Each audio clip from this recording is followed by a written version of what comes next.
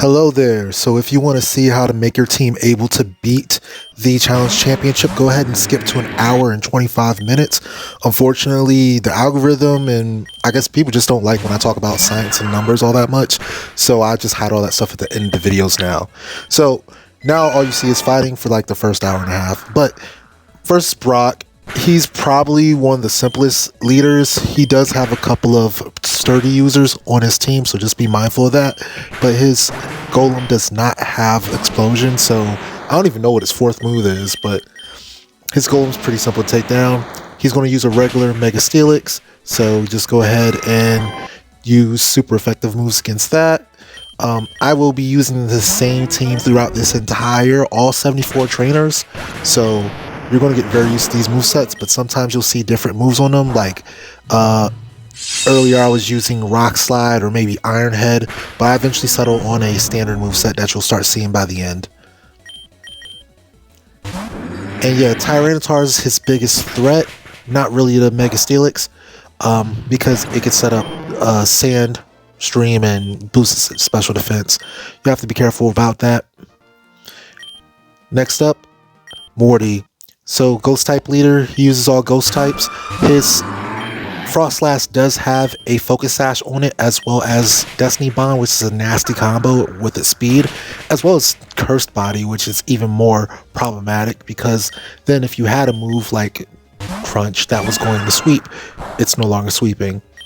And him spamming Thunderbolt might get you paralyzed, which could ruin your chance of winning. But that doesn't happen during this battle, so we swap over.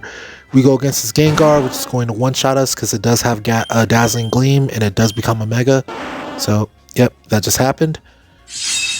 And remember, when they go Mega, they do get the speed immediately. You don't. So, you don't get the speed immediately when you go Mega. So, it's good to have a recovery move or protect when you do that.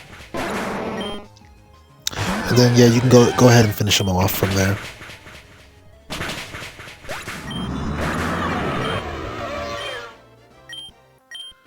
Yeah, we're starting with the easy leaders first, and then I move into what I call the Sinister 7, and then lastly we finish up with the champions. So these teams will theoretically get harder as we go, but this is actually a pretty hard team because this Mega Salamence is a Mega Salamence. Obviously it's an Uber in Generation 6 if I'm not mistaken, for a good reason. But it does have Double Edge, which is a good thing, especially if you have a Pokemon with a high HP count. You can get it to nuke itself, especially if you knocked it down a good amount of health. So that's something you have going for you. And you also have to be careful because when Salamence comes in, it's still going to get its Intimidate up.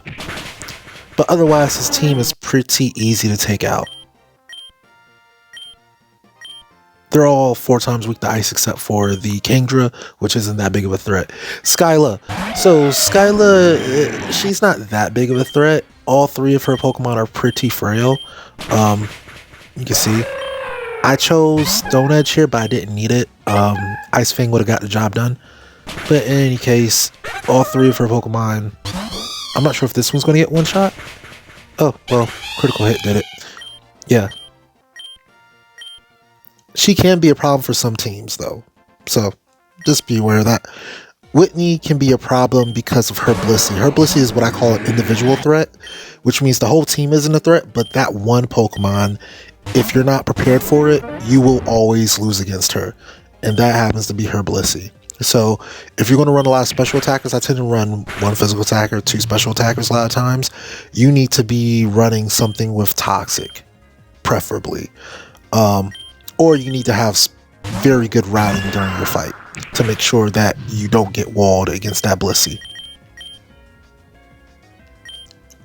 Tauros. Tauros is Tauros. I think it has Sheer Force and Life Orb.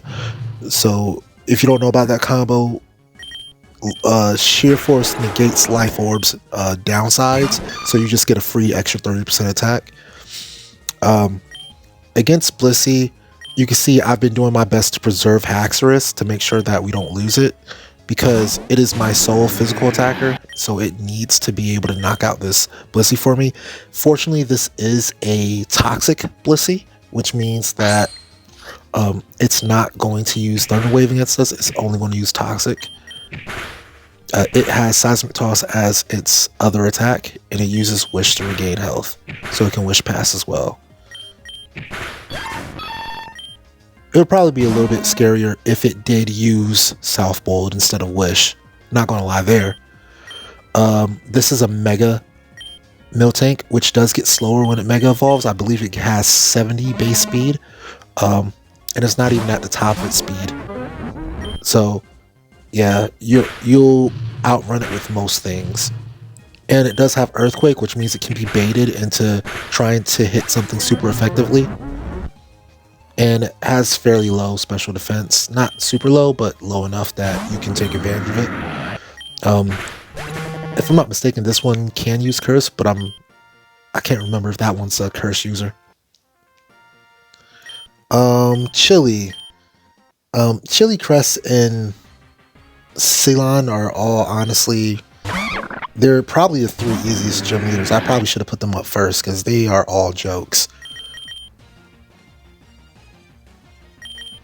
Yeah, I think this is my first time even fighting this guy, and I chose to keep this recording just because it was just that simple.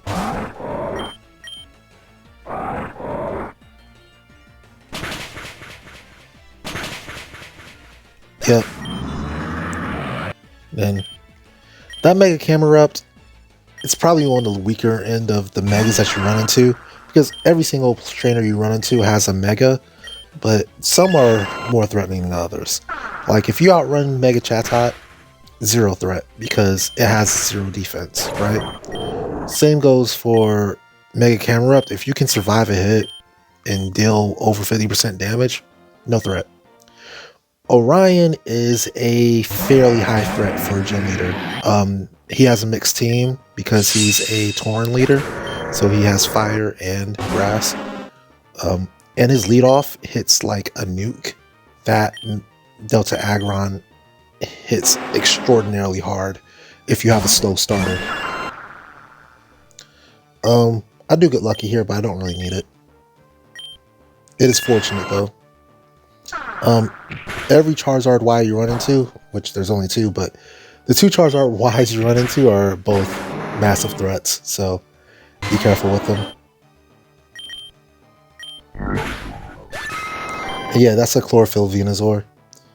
That actually might be his actual biggest threat between Growth and Sludge Bomb, and just, yeah. Look at that damage. This Drifblim is wearing the Assault Vest, and it still took half. And a fairly high chance of getting poisoned at that. Harmony. This Crustle is an individual threat. You just have to be careful because if it chooses to use Shell Smash, there's a pretty high chance of you losing because it has Simple as well. So, yeah. Just be very careful.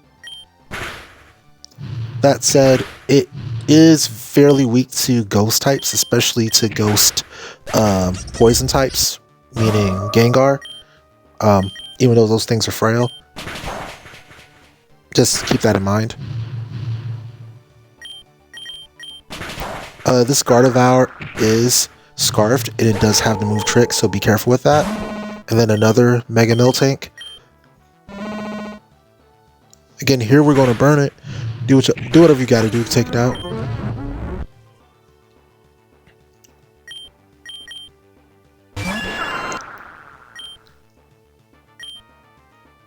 Yep.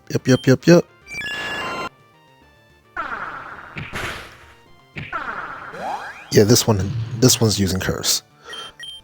I'm not sure if Harmony's has it as well, or excuse me, Whitney's has it as well. I wouldn't be surprised if Whitney's has Rollout. Alright, Anastasia, another Tauren leader. Tauren leaders are generally going to be harder than most gym leaders just because they do have multiple types. So you got a Steel type and Electric type leader here. And she's going to use all 3 of the most annoying options she can use. So Mega Metagross, Klefki, and this thing, which is immune to Earthquake. So now we're going to be swapping out. Yeah, it does have Will-O-Wisp, so you want to be careful about that.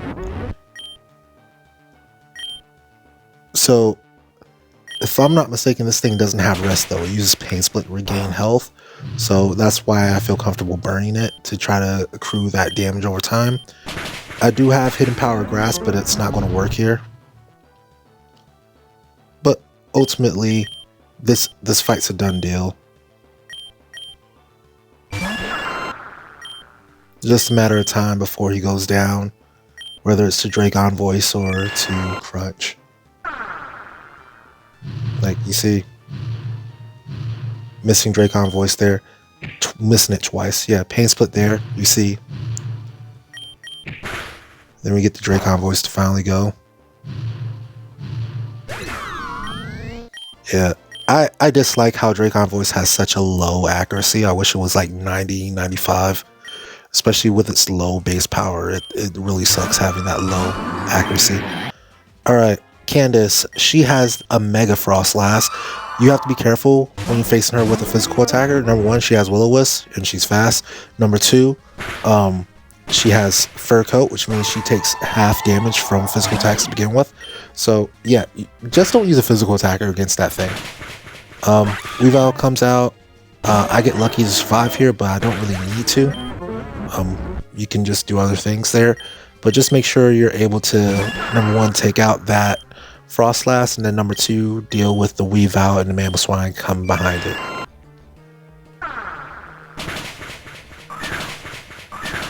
So I am using a Fire Blast here just because I don't want to use Flamethrower because, look, Pidgeot needs the extra power. Unfortunately, it just does.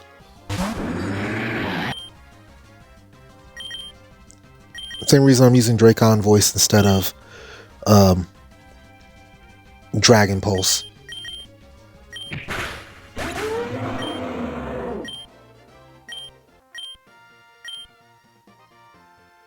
Alright. Berg. Berg can be a massive problem for you. His starter is a Armored Leavanny, and if you can't one-shot it, it will use Sticky Web in... Wow, I missed twice with that. Stone Mist is really living up to his name.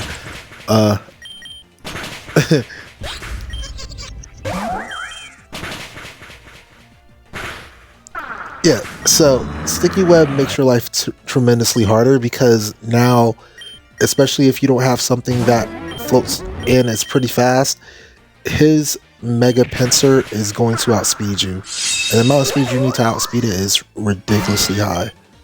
We'll go over numbers later again at that 1 hour 25 minute mark, but just know this thing can be your worst nightmare. And also that Crystal can use Shell Smash, and it does have Sturdy, so you need to be mindful of that too. Erica is a weird one. Sometimes she wants to use Worry Seed, which can cripple a Pokemon if you are depending on its ability. Sometimes she uses Sunny Day, which sets things up for her follow-up Pokemon. But it doesn't have Chlorophyll itself. It uses Effect Spore. Now this is going to be a Mega Venusaur, but it does have growth, so you do have to worry about Thick Fat and all that good stuff. Since the sun is out, I'm still going to use Inferno anyway because Thick Fat doesn't matter. I'm still getting the Sun Boost.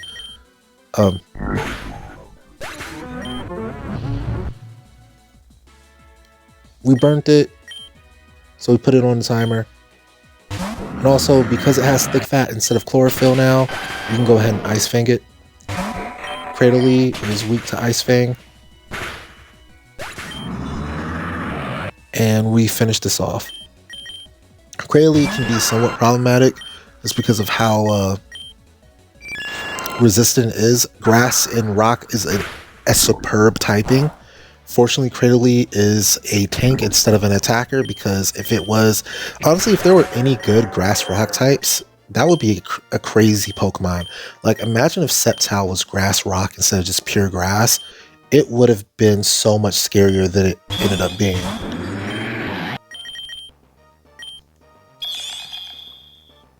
Alright, Yuki. Her biggest threat comes out first, so if you have an answer to it coming out, then you'll be golden. If you don't have an answer to Mega Cryogonal, your life gets a lot harder. Again, this is a Tauren trainer, and Tauren trainers can have multiple types, so just be mindful of that. That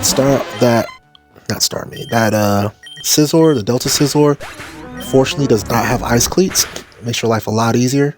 If it did have Ice Cleats, ouch. This would be a much harder fight. Yep, there goes Yuki.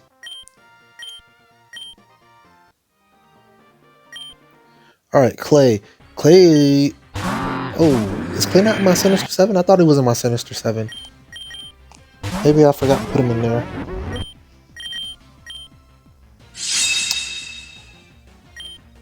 Yeah, Clay should have been in Sinister 7. Hold up.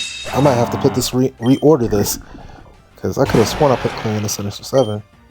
Yeah, he is. I forgot to put him up. Oh, man. I feel bad. Okay, so a preview of one of the Sinister 7. Clay is one of the hardest gym leaders you're going to fight. His lead out is really, really good at getting Stealth Rocks up. His Excadrill has a Scarf, and it's fast, and it hits super hard. Also, his lead out can Toxic you, so if you're using stall tactics, yeah, good luck with that. And then his Flygon is an Uber, and you cannot tell me if this was actual Gen 6, Mega Flygon would 100% be Ubers. Because even though I one-shot it here, it's absolutely busted. Okay, Bryson.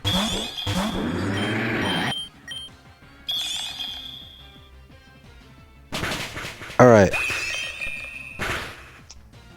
Yeah, Yuki, but weaker, I guess.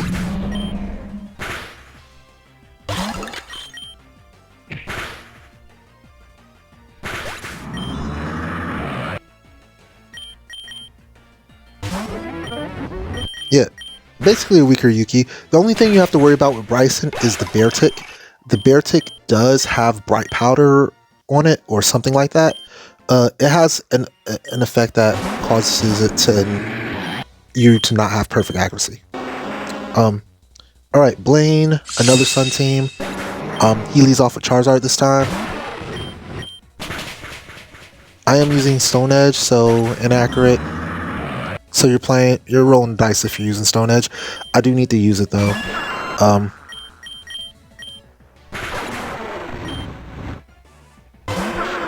Originally I needed to use it because I needed to one-shot Flannery's Ninetales, but I forgot why I need to use it now.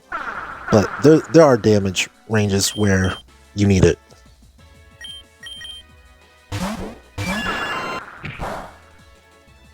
Alright, so against this Arcanine, I'm trying to lower its attack and also get it to lower its own defenses and get it to do recoil damage to itself. That's not something you're going to be able to do with every team, obviously, but it just works out in this case. And then once it's low enough, we go ahead and finish it off. Honestly, I probably could have finished it off with Sludge Wave here and not risk the miss.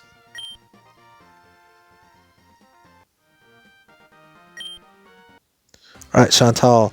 Her Mega Bayonet is something you need to be afraid of. If I'm not mistaken, it can use Sucker Punch, but I haven't seen it in the since I started using this team. But it does have Will-O-Wisp. It does have Trickster, so it can get it off way faster than you can move. It has some other attack. Taunt. It has Taunt, so if you're trying to do stall tactics, yeah, good luck. And then moving on from that, she has a Golurk. And yeah, you just kind of figure your way through her team. She also has a Dust Noir, if I'm not mistaken.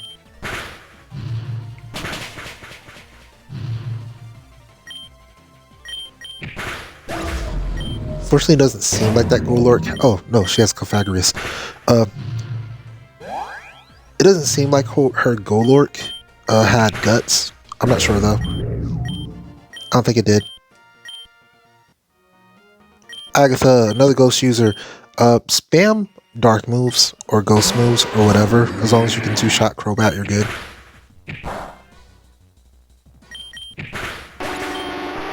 because then you just one-shot the rest of her Pokemon as long as you're faster than them. She's going to use a Mega Gengar. That is her signature Pokemon, so no surprises there. Just be faster than her and you've got it. Gardenia, she has a Sashed Rose Raid, so just be mindful of that. And it does have Leaf Storm that's going to hit really hard, but obviously I swapped into something that's 4 times resistant, so it doesn't hit as hard. Torterra, not necessarily scary, but it does have good coverage. And then Mawile is kind of scary because it's a huge, it doesn't have huge power, but it has Arena Trap and it has Sucker Punch, so it can trap something and make your life hard. You can see I'm slowly whittling it down here.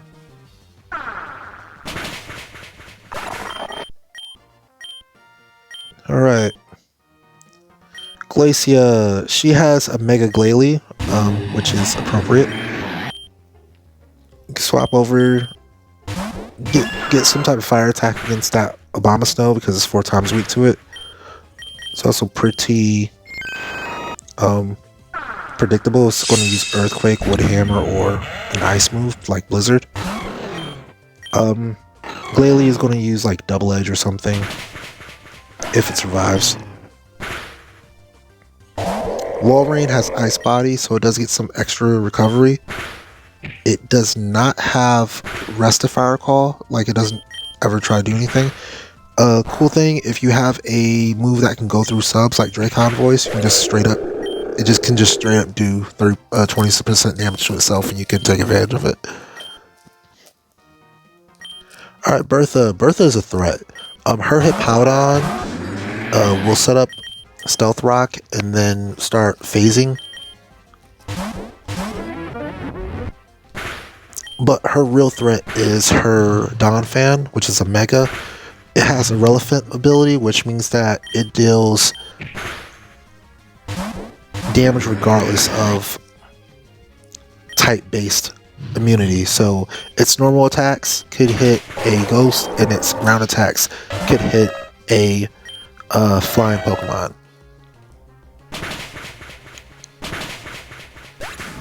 Yeah, and it's still a Donphan, so it's a physical tank. You probably should swap to a special attacker to take it out.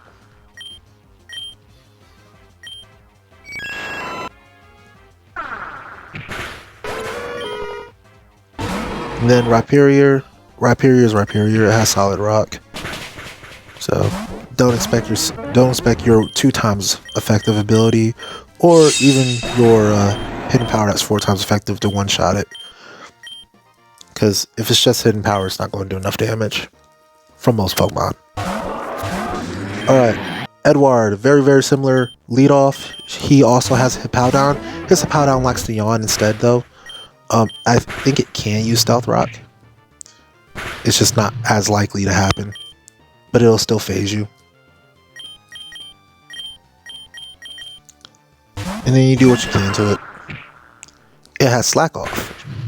Yeah, you have to just be mindful of all the things these Pokemon can do.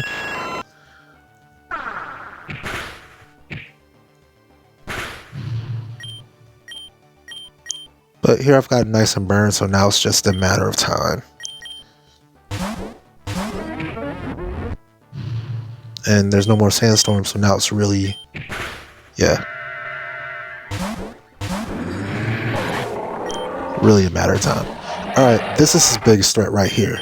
This Delta High Dragon is Specs, so it will one-shot whatever it goes up against, probably. But once you know what he has coming out, you can just either outspeed it, or in this case I chose to outspeed it, or since it used Earth Power, I could also have swapped in Drifblim to take care of it. Cacturn, if you have the damage, it just dies.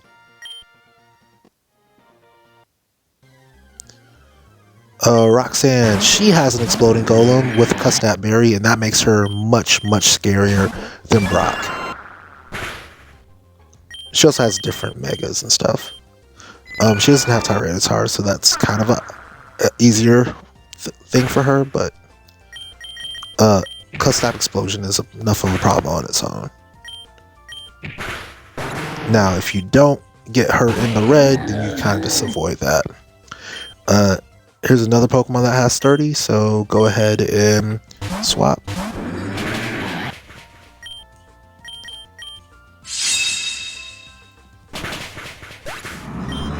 And she has a Mega Aggron at the end, so we're trying to make sure that we are able to handle that.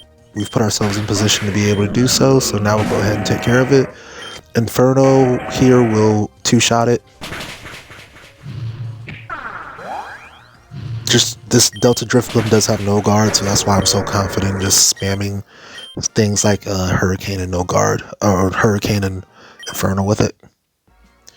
Volkner. If you have a strong, fast Earthquake, you will just one-shot all of his Pokemon. His Mega is 4 times weak to it, so no worries. Yeah, that's a Steel Electric Typhlosion that Delta is. His team's main thing is to set up Rain with Jolteon and then use that to activate Delta Typhlosion special ability. Aaron has he doesn't have the speed boost Yanmega. He has a Yanmega with I think Choice Specs and Tinted Lens, so it will hit very, very hard, but you can deal with it by just being faster. His Mega Heracross can be a big problem for some teams. Just have to be mindful as you work through it. Getting it to waste a close combat against you is very good. Getting it intimidated is very good. You're trying to set yourself up for success and, you know, one-shot it, hopefully, because it does have the ability to competently one-shot most things. Once you one-shot that, you do have to be mindful of that Bullet Punch coming off of Scizor's adaptability, but Aaron's not the worst trainer you could go up against. You typically have to game plan. And that's what most of these are. If you have a game plan, you'll be fine. This Banette will usually use Sucker Punch or Dazzling Gleam, so just be mindful if you have something that's 4 times weak to Fairy. It does have Dazzling Gleam. This Dusknoir does want to use Focus Punch. And then this Sableye is just a Sableye, honestly. It is a Mega Sableye, but still. Like, it's usually coming out last. It's not that big of a problem. So, Sydney. Okay, he has a Speed Boost Sharpedo. Fortunately, I do have a Pokemon that's just straight up resistant to 2 of its stabs. So both its stabs. So I get to just abuse it. It has Protect. I don't know what its 4th move is, honestly. Besides the stabs. But, yeah. Mega Absol is kind of scary, especially if it lands a unresisted Sucker Punch against you. But Drifblim has maximum defense, so not that big of an issue. It can be an issue against your like more sweeper types. Or if you're setting up for like Scarf or Sweeper, yeah, it's definitely very scary. And he has not just that, but he also has Shift Tree, which has the exact same game plan, which is to spam Sucker Punches. But it's even more frail than Absol is, so just go ahead and take it down. Lieutenant Surge. Yeah, so Raichu is Raichu. Unfortunately, it's not that big of a threat, but Ampharos is absolutely that big of a threat. You're going to see it survive an earthquake, and it's super effective. Yeah, it's a threat. So remember, Mega Ampharos is a dragon type in addition to its electric type. So if you have a fairy move, or if you have a dragon move, or if you have an ice move, it is also super effective at this point. That Magnezone does have sturdy, so just be mindful. It's also less bulky than most Magnezones that you run into. Bruno. So Bruno has a Lychee Berry Hitmonlee, if I'm not mistaken. It's either Lychee Berry or Salac Berry, and it uses Reversal. And I think it has a Focus Sash. So just be careful with that. Take your time and two-shot if you have to. No, wait, it can't have a Focus Sash and a berry. Okay, yeah. Disregard what I just said. It has a berry. Go ahead and one-shot it. I don't think this Machamp has... I don't know if this Machamp has Guts or No Guard. I didn't see if it tried to use Dynamic Punch against me. I was thinking very hard. I closed my eyes. I think this is a another No Guard one, though. I think it's No Guard Lumberry, if I'm not mistaken. And then Bruno has a physical Mega Lucario, so it's going to have extreme speed. Yep, you just saw me get hit by it. Swords Dance, and then 2 other moves. I think Close Combat and Iron Head or Iron Tail or something. I think it's Iron Tail. Alright, Juan. Juan can be annoying. His Mega Politoed is kind of a annoyance.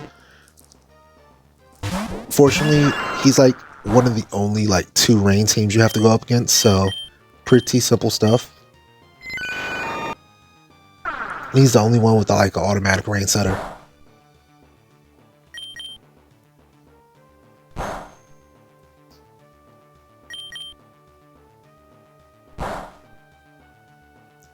Yep. And you can see me, I'm just delaying through the rain. And then once the rain's over, then I go ahead and take him out.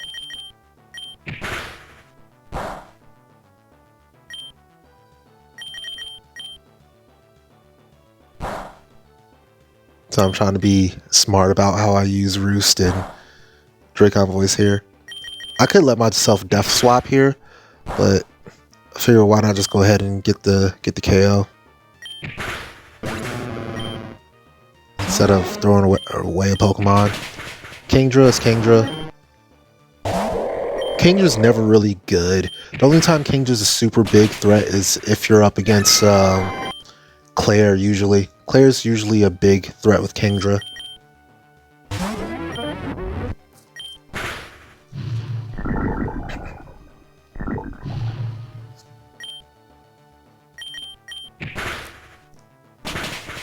Yep.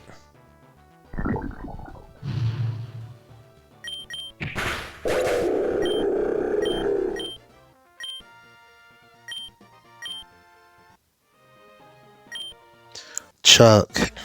Alright. Chuck has no guard on his Mega Politoed, but Poliwrath. But we're far ahead of that. So think that Hitmontop has Earthquake and Close Combat and Sucker Punch. Go ahead and kill it.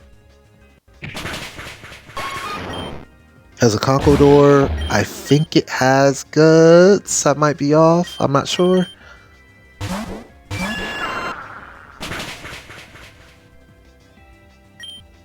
Not sure what I just did that for either.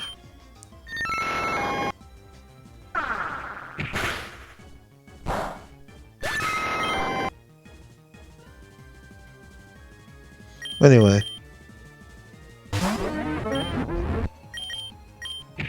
Yeah, you can tell some of these fights I didn't redo. But against Poliwrath, this method actually worked out pretty well. Because he couldn't one-shot me with Waterfall. And since he didn't use Dynamic Punch, which is always ideal, yeah. Whenever you can try to get him to use something that's not going to one-shot you and isn't Dynamic Punch, you're up. Drayden, he has a stall setup Dredigon that can also phase you. He has a regular Flygon, nothing special about it. And then he has a Mega Haxorus.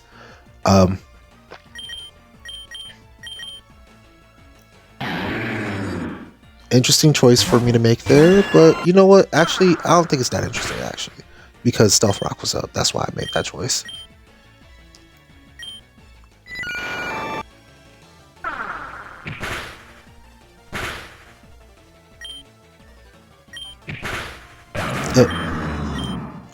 Alright. Yeah, so Stealth Rock was up, so it would have taken half the health off my Drifblim. That's why I made that choice. Alright. Koga's Crobat. Usually Cross Poison or Brave Bird. Here it chose to use Super Fang.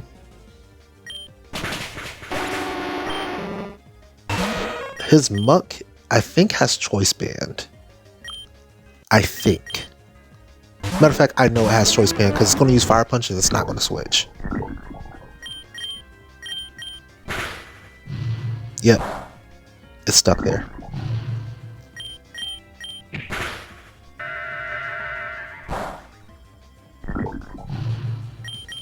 Then, yep. Take that Muck out. And then he has one more nasty thing, and that is a Mega Beedrill. Unfortunately, it did not try to use Swords Dance. I was hoping it did. So we're going to swap to Pidgeot. It's always helpful to have an Intimidator against Beedrills. The two Beedrills that you fight.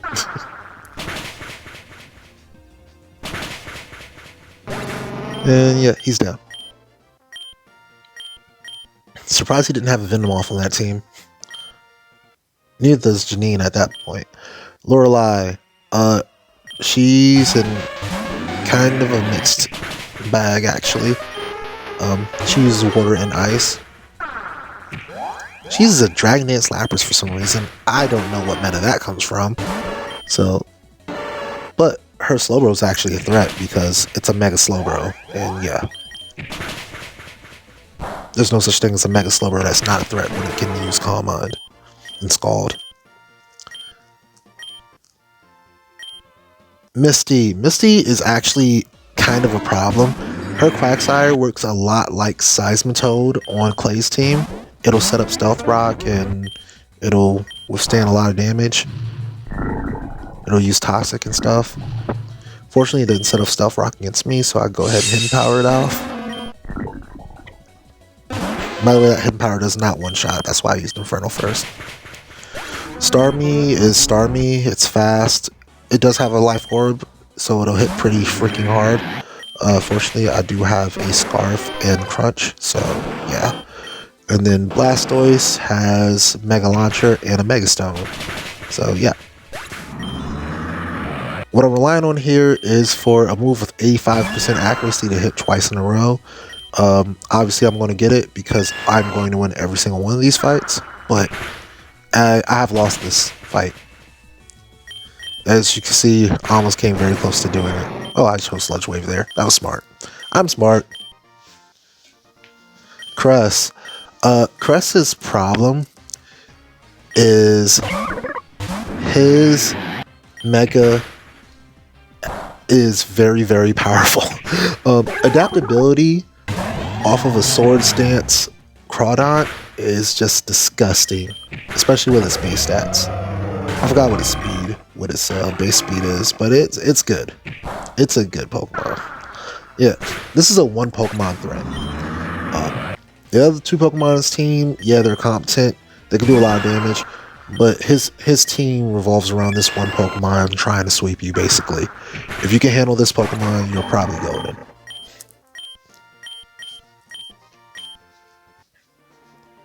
Alright, Rorik. He tries to nuke you at the beginning of the fight. So don't let him. Go ahead and Earthquake him off. That Rampart Rose has a Scarf, by the way. So it's fast, but not that fast. Like, most of your Pokemon, especially your fast leads, are going to be faster than it. And then even if it's faster than you, you can use a Focus Sash or something just whatever your lead is should probably be competent enough to handle that. I'm just going to say it that way.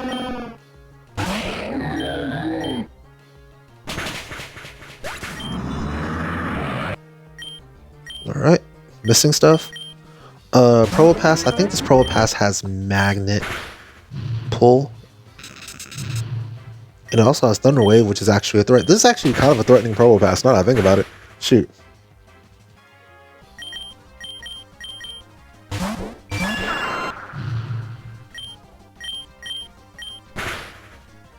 And for some reason I did not make an evolve for that. But whatever. We get the win. Price. Okay, so his Abomasnow is a mega. So yeah, just be mindful of that. If you try to transform, well, you should still want to transform more, but just be mindful of that. He does have a mega Abomasnow. Mamoswine is Mamoswine. Be careful against it. It's fast, it hits hard. It's Mamoswine. Intimidating helps. And Fire Blast. Yeah, Fire Blast is good.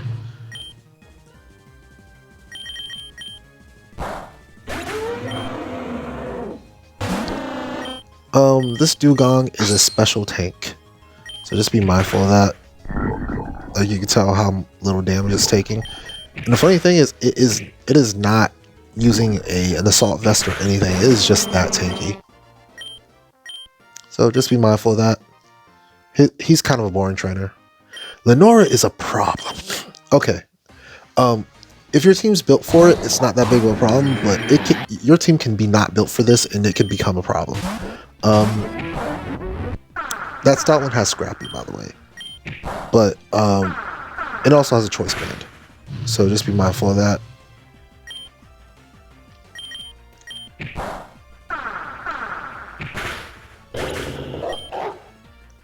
Yep. Mega Audino is the problem here. Because it can use Calm Mind and then it can just start ruining your day. Here it has a chance to use Calm Mind or Surf, and Surf has a chance to kill. So yeah. But if you have something if you have a good poison attack or steel attack on you, then it's not that big of a threat, but it's still a threat. Like, even my poison attack coming off of Pidgeot's pretty decent base special attack didn't do all that. Then Braviary is the last one. It does have and it should have killed me because I think it was going to use superpower there. I have a different routing for that fight, and that's what I really want to talk about. Routing your fights is important. Just route your fights. They tend to do the same thing. Sometimes they'll make different choices here and there. The AI is AI. It will do different things sometimes, but just be mindful that you can route your fights to be fairly consistent.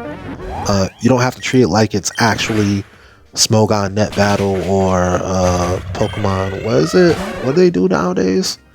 Pokemon Online, I think. Whatever they're fighting on nowadays. You don't have to treat it like that. You just treat it like it's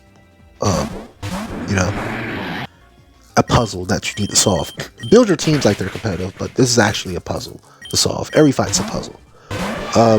Bugsy, you just saw Shuckle using Rest. It didn't use Power Trick here, so you didn't get to see that. He does have a Mega Scizor. He let off with a Yanmega that has Speed Boost, so your best bet on turn 1 against that Yanmega is to swap to whatever is going to pressure it the most, because it's probably going to protect against your Pokemon. Scizor has Bullet Punch and other stuff. It has Scizor stuff, Swords Dance. You know what a Scizor likes to do. He's not that big of a threat as a gym leader, but he does have threats if you let him get out of hand. Liza, this can sometimes be a problematic battle, especially with their Mega Gardevoir and them giving you two different weathers, especially if you're dependent on weather. If you're dependent on a weather team, yeah, this becomes a harder battle. But if you're running I could call it a naturally aspirated team that's not turbocharged with weather, oh, that becomes a much easier battle for me. Winona, her Pelipper has very high defense, so that's why I swapped out. And also, Scald makes everything worse if you're trying to use a physical attacker. Did not expect that Hurricane to hit as hard as it did, but it did. Anyway, once you're past her Pelipper, she only has a Mega Altaria, which is a good Pokemon, but I'm not super threatened by it. Like, yeah, it went for Dragon Dance. It's still not faster than my Haxorus. Then Tropius, which if you're fast and use an Ice type move, it dies immediately. You do have to be mindful that it does have Harvest shenanigans, but you should be fine. Giovanni, he is another one using the Sheer Force Life Orb combo, so be afraid of that. He has a Megas Kangaskhan, which again, I'm pretty sure that's an Uber, I think. But regardless, be very afraid of that because them sucker punches do hurt. Returns do hurt. Power up punches are effective. Yeah. Be afraid of all that stuff. Rhyperior, still Rhyperior. Again, solid rock, all that good stuff. And you saw Hidden Power coming off of Maximum. That was Hidden Power Grass, by the way. Half damage. So, yeah, it's a tank. That said, it doesn't seem to have very much offensive power on Giovanni's team, so you can just kind of abuse it. Jasmine and Fortress. I imagine this is a problematic team for some teams, but it's not going to be for this team. She does have a Mega Fire Steelix, so yeah. Oh, and it wants to phase. I only fought her once with this team because I beat her my first try. You can see I'm trying to figure it out. Most fights I already know what I want to do, so I just go ahead and do it. This fight I'm figuring it out. I think hers is a bulky. Yeah, that's a bulky Magnezone. Much bulkier than Lieutenant Surge's was. So we don't get to one-shot it.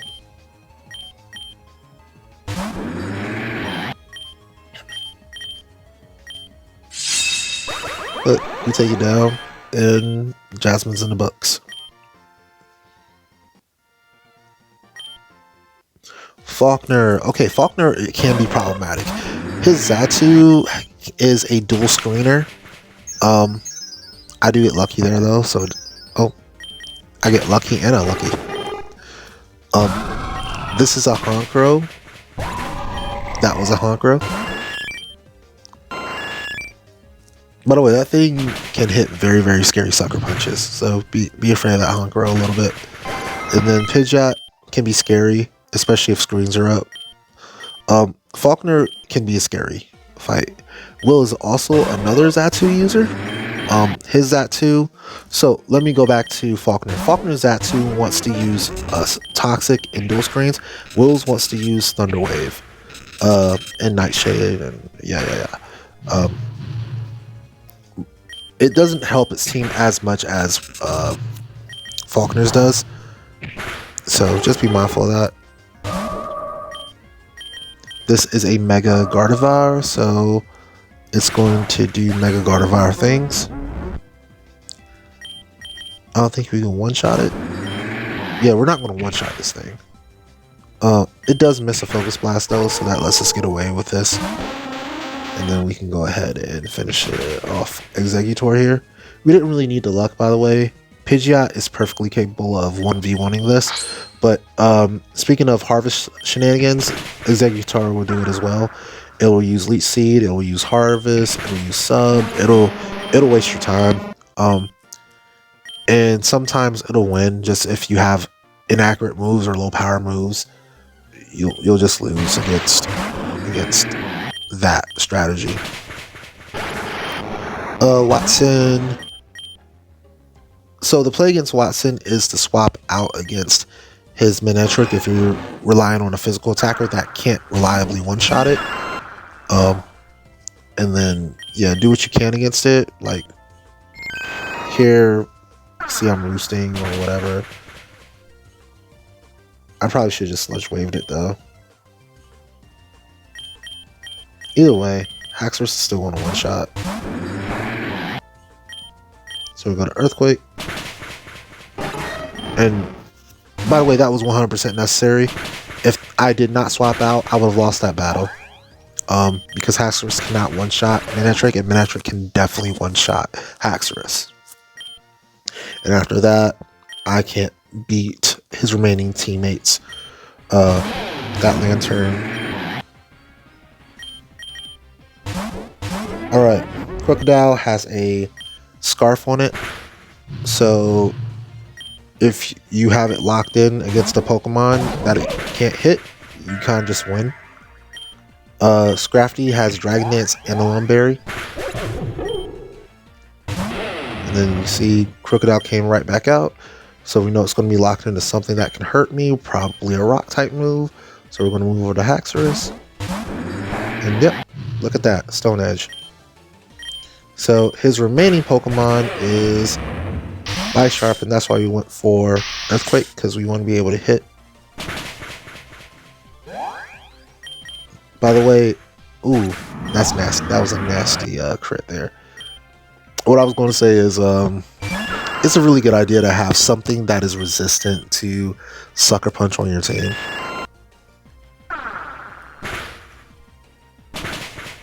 But yeah, Moxie hurts.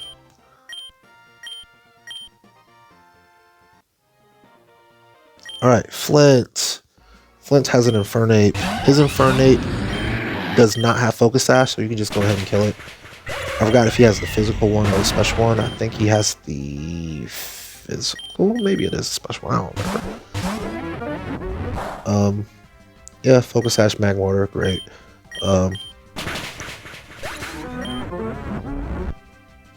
Ouch.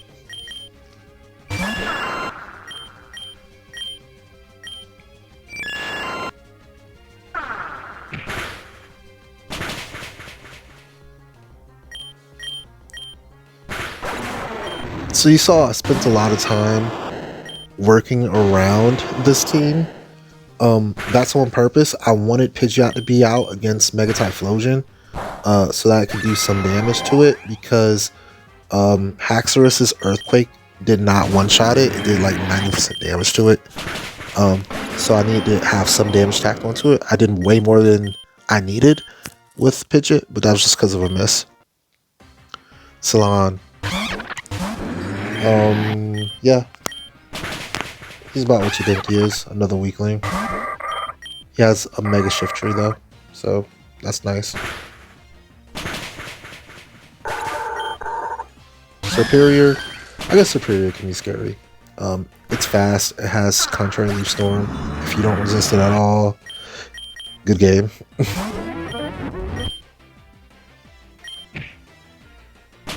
Oh, and it has Synthesis. That's scary, actually. Yeah. You should be scared of that Sir Viper, I guess. Superior. Excuse me. Lucian. He's always going to nasty plot with this Mr. Mime, unless I guess you have a poison or fighting type out. So you get to do whatever you want to it for free. Gallade is almost always going to Sword Stance, I believe. Yep, it did.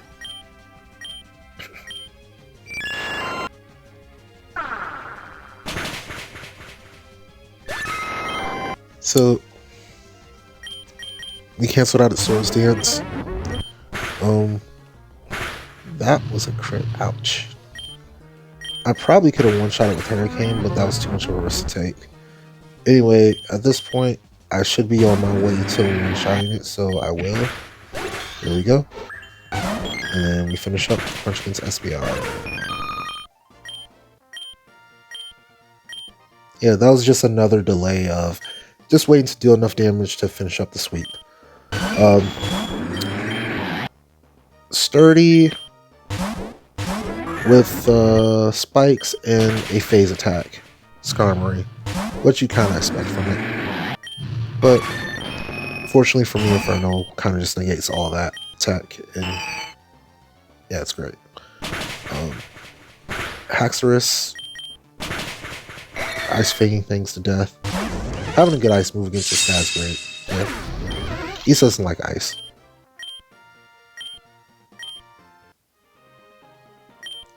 Maylene. Alright, so her Inferno does have a sash on it.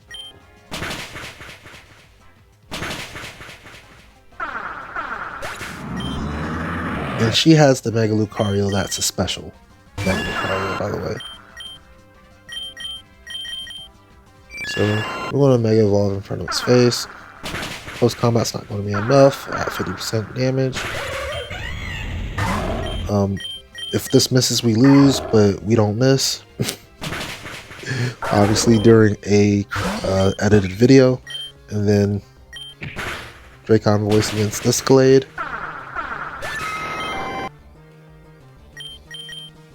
And then not as scared against this guy, so we're going to be able to just send, well, hopefully it doesn't flinch us to death, but Hurricane it.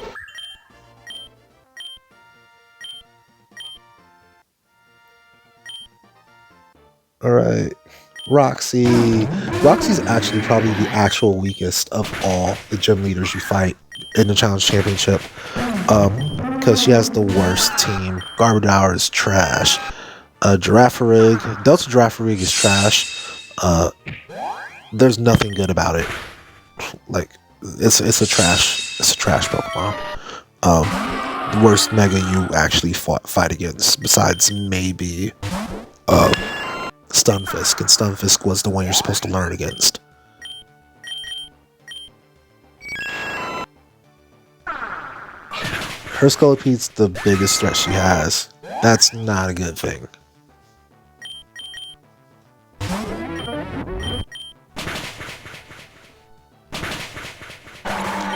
Yep.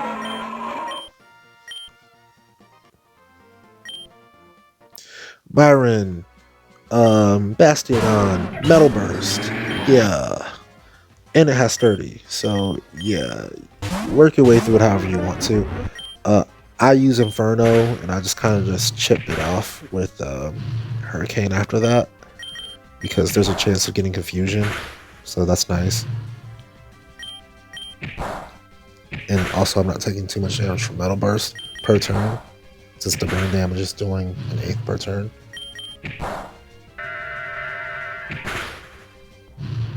I don't think I actually get any, I don't actually get any confusion damage.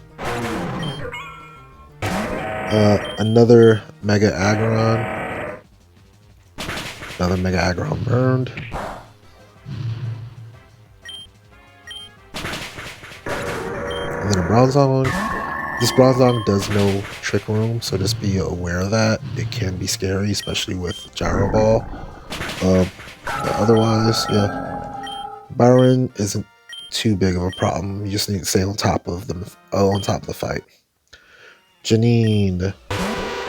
By the way, Agatha's Crobat from earlier had a choice band on it, so it can nuke you if you're not careful. This Sunflora can be scary because, yeah, Chlorofury is ouch. It will one-shot you and stuff.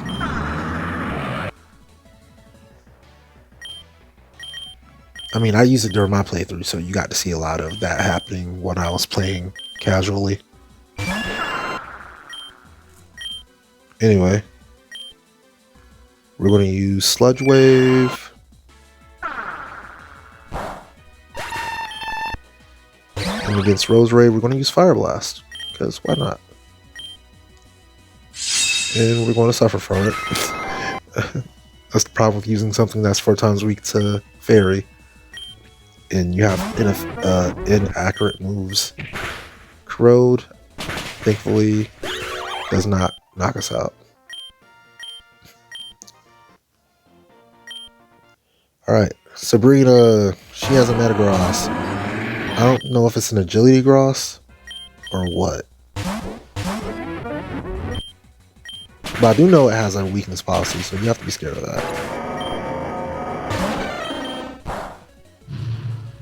Slowking is not as scary as a Slowbro, number 1, because it's not a Mega. Number 2, because it's... if it uses Calm Mind, it's still going to be weak to physical attacks. And yeah. Crunch. Fantina, she's a singular threat. So here's the problem. Her Spirit Tomb sets Night and gives itself Tough Claws and a ton of damage, especially with Sucker Punch.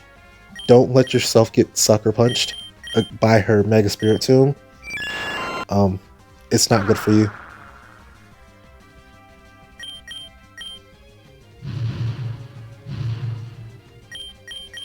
So what I want to do against her Mega Spirit Tomb, and honestly I could have attacked it the first couple turns, what I want to do is just wait out the night, and you can see we've done that successfully here, and then after that, whatever my counter is, go ahead and throw that in there.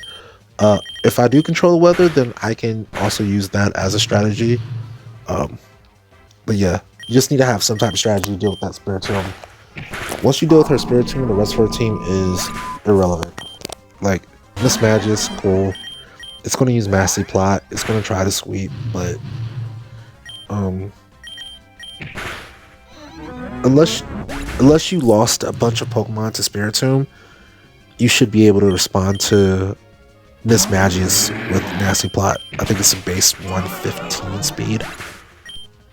And then Drifblim. You have to be careful with Aftermath against it, but again, yeah. The rest of our team is trash.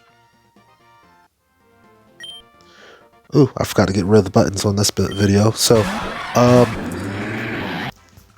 Pataya Berry and Polion with Agility. So that's why I'm not using Earthquake here, because I don't want to give it access to its Pataya Berry, but it's going to get it anyway. Fortunately, I don't get one shot by that Hydro Pump.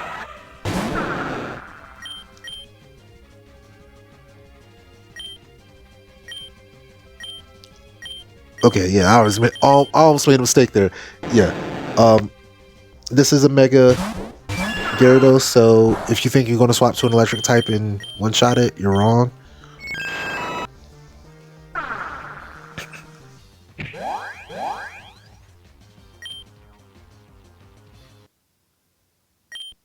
Oh, did I keep a bad wake? Oh, I think I kept a bad wake.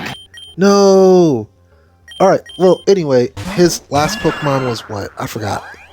Oh, it was, Choice Band, Floatzel. And it's not that fast. So, yeah.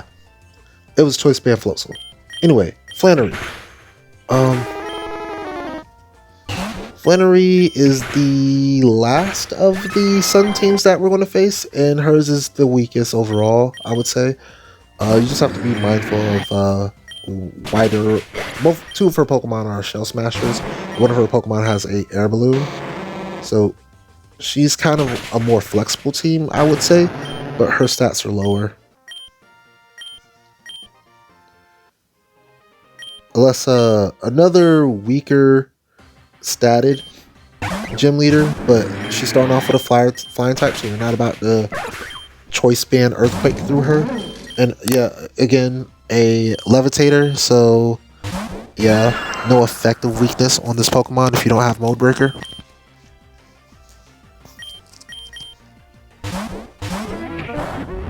But it is spamming superpower, so you can kind of just, you know, deal with it. Electros isn't a good Pokemon for many reasons. Imagine if it was actually pseudo legendary though. Oh my gosh, it'd be so broken. Like if it had pseudo legendary stats, ugh, disgusting. Zebstrika, scary Pokemon. It is a poison electric type. It's probably my least favorite of all the megas, but it's dealable with. Norman. I hope I have a decent Norman. This should be the last of the regular gym leaders. He's like on the cusp of being one of the Sinister 7. I guess I'd call him the Evil 8 at that point. But his Slot King is just a massive weakness because you can just kind of use it because of Truant to just abuse him. But the rest of this team is really freaking good. I think his Exploud has choice specs. I don't know that though. I've never confirmed it. Because honestly, nothing can stand in front of his Boom Burst for that long except for a Ghost type. And I just don't. I just haven't used a team like that yet. Or at least not a team that routes in a Ghost type against his Exploud. Like, see, even Haxorus, which resists it, almost got one shot. So that's why I say Norman's team is very, very scary. He has a Mega Kangaskhan, which again, Uber. This Slot King is choice banded, which is why it has to switch if it doesn't use the right move. Yeah.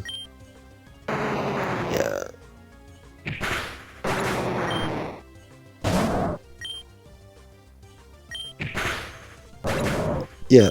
There's nothing easy about Norman. He's very, very close to being one of the Sinister 7. Here's our first actual Sinister 7, though. Karen. Or I guess she's the second since we did Clay at like the 16-minute mark by accident. Yeah, her Umbreon just is infuriating. Toxic, Foul Play, Wish, Protect. Yeah. It does exactly what it's supposed to do as an Umbreon, and that's why she's one of the Sinister 7, because good lord, her Umbreon is just rough. Here you see how bad it can be if you use a Pokemon with inconsistent moves. For this team, once Pidgeot is poisoned, if I miss Dracon Voice twice, I just straight up lose the fight. So I can't lose Dracon Voice twice once Pidgeot is poisoned. This Honchkrow is Scarfed with Moxie and Sucker Punch. Yeah.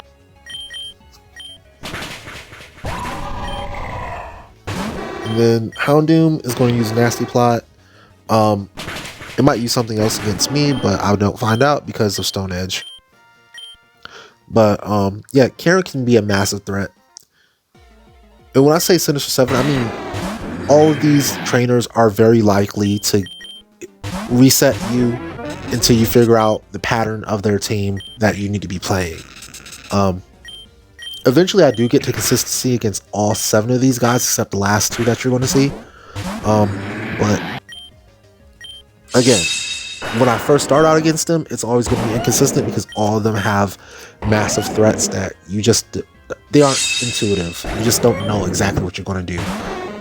Claire's massive threat is her Dragonite.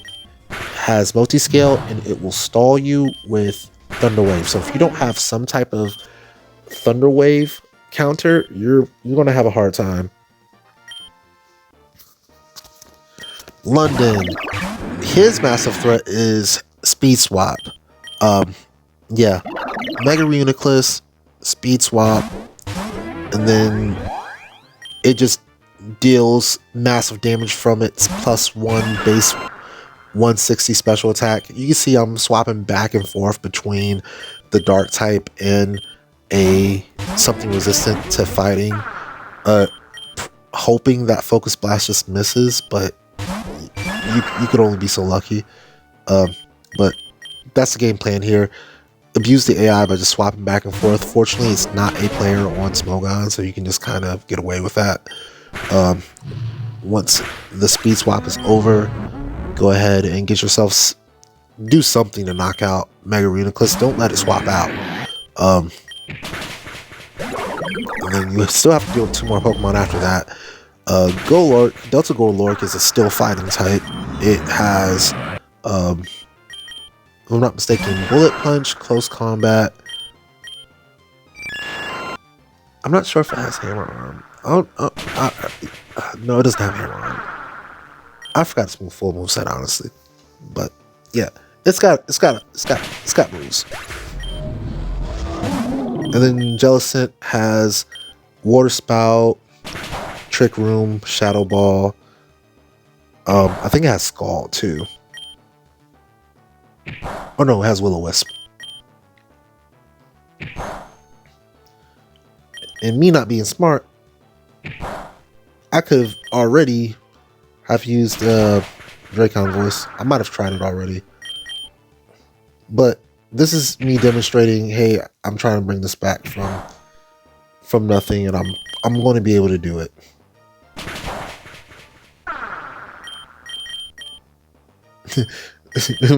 Oh yeah, Curse Body. Curse Body's a problem. So you can use word moves against this thing. You probably don't want to, but you can if you have a good setup move or specs or something. Yep.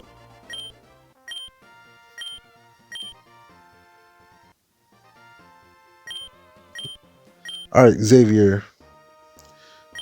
The problem with Xavier is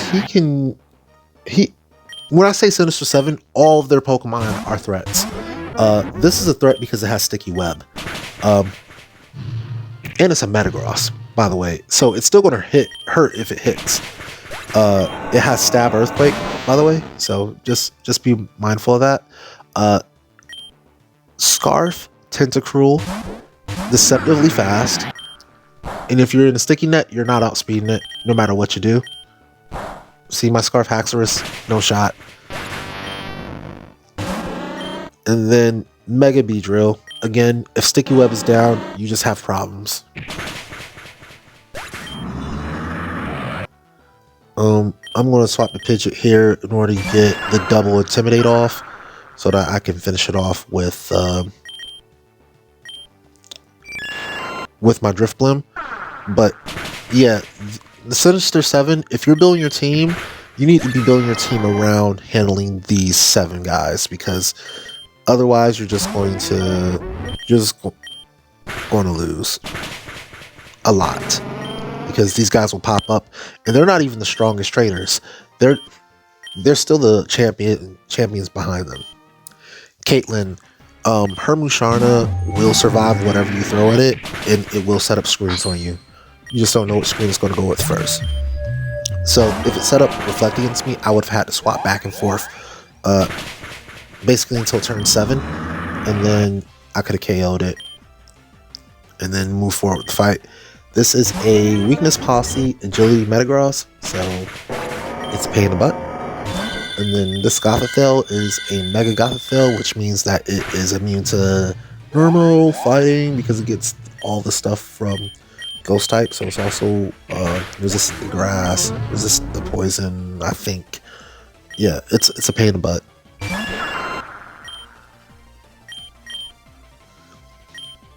And it gets Calm Mind, which means that it's going to get it boosted resistances to special attacks, which I'm trying to use. Honestly, this is probably why I should have been running Explosion on my Drifblim, but I'd already made almost all the other videos, so I wasn't going to change moveset just for one trainer, because there were a few other trainers that I need to use it against. Brawly, oh my gosh. He's both a team threat and a singular threat. If you don't have something to deal with this Breloom, your life just gets so much harder. Oh my gosh. So I'm going to tell you what his moveset is. It's Rock Tomb, Mach Punch, Bullet Seed, Spore. If your lead cannot deal with this moveset... Oh, by the way, it has a Focus Sash. If your lead cannot deal with this guy, Brawly will give you fits after fits after fits every time. It's just this Breloom is just darn.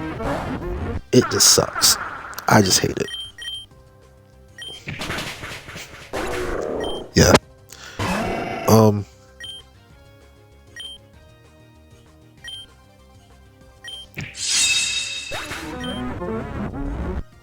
You can see I'm trying to work my way through this puzzle because it's fast, it hits hard, it can put you to sleep, and then Mega Medicham comes out afterwards, and Mega Medicham hits like a freaking truck. So now you have to, you know, two-shot this thing. It's not that slow. It's not very fast, but it's not that slow. Yeah. And we're going to run that back, by the way. We're going to do another route of that. So this, I think that route was if Medicham swaps out, or if Drifblim swaps out. But for this team, Drifblim can choose to stay in. Or it can choose a... By the way, if it chooses Spore here, instead of Rock Tomb, you just lose. There's no way to win with this team against that setup. And yeah, Drifblim is singularly the biggest threat for a single Pokemon in the game. When you're building a team, Drifblim needs to be the #1 threat you're building against. Number 2 is Harmony's Delta's Crystal, but this Drifblim needs to be the #1 threat you're building against.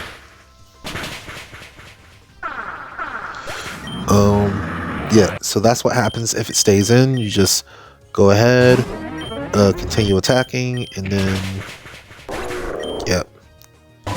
Now, here I make a mistake. I should have just went for Hurricane, and you're going to see by the damage range of Inferno that I got truly lucky here. That Bullet Punch did not finish the job for Brawly. So, but Hurricane would have one-shot him. Marshall, another problematic guy for me. I actually don't have a consistent win against him, and this is the only trainer I don't have a consistent win against, even including the champions. Or I should say, he's more likely to beat me than I am to beat him. High Jump Kick is a crit machine. I've got 2 routes through this battle as well, but it mostly comes down to this turn here. If he clicks Protect, I lose. If he clicks High Jump Kick, I win. And it's basically a 50-50 shot there. It's a coin flip. Here he clicked High Jump Kick, so I got the win. But if he had click Protect, then he sweeps unless he misses a High Jump Kick, and that is a 90% accuracy move. So not very likely to happen. Alright, here's the other route through this, which is to swap to Pidgeot first. And I figured out this route when I figured out the promo route, and I said, hey, I'm not using Pidgeot, so why don't I just sacrifice it for the Intimidate? So that gives me far more health with Drifblim. We go ahead and hit with Hurricane. He swaps out for Blaziken because he sees he's at a disadvantage, and now we are really at an advantage here, and we can go ahead and clean him up. So I don't know if that's consistent, because as soon as I figured it out, I taped it. Alright, Iris, the first of our champions. Here you see I taped the miss because I wanted to show off how consistent this particular setup is, even with a miss. But her team has a Archaeops on it, so base 110 attacker. She has a Specs Hydreigon, so it will kill whatever it hits, probably. And then she has a Mega Haxorus. So yeah, that's like a base 180 attack Pokemon you need to be very, very scared of. And it has weak armor, so if you hit it with physical attacks or contact moves, it'll get faster. I think hers has Dragon Dance instead of Sword Stance, by the way.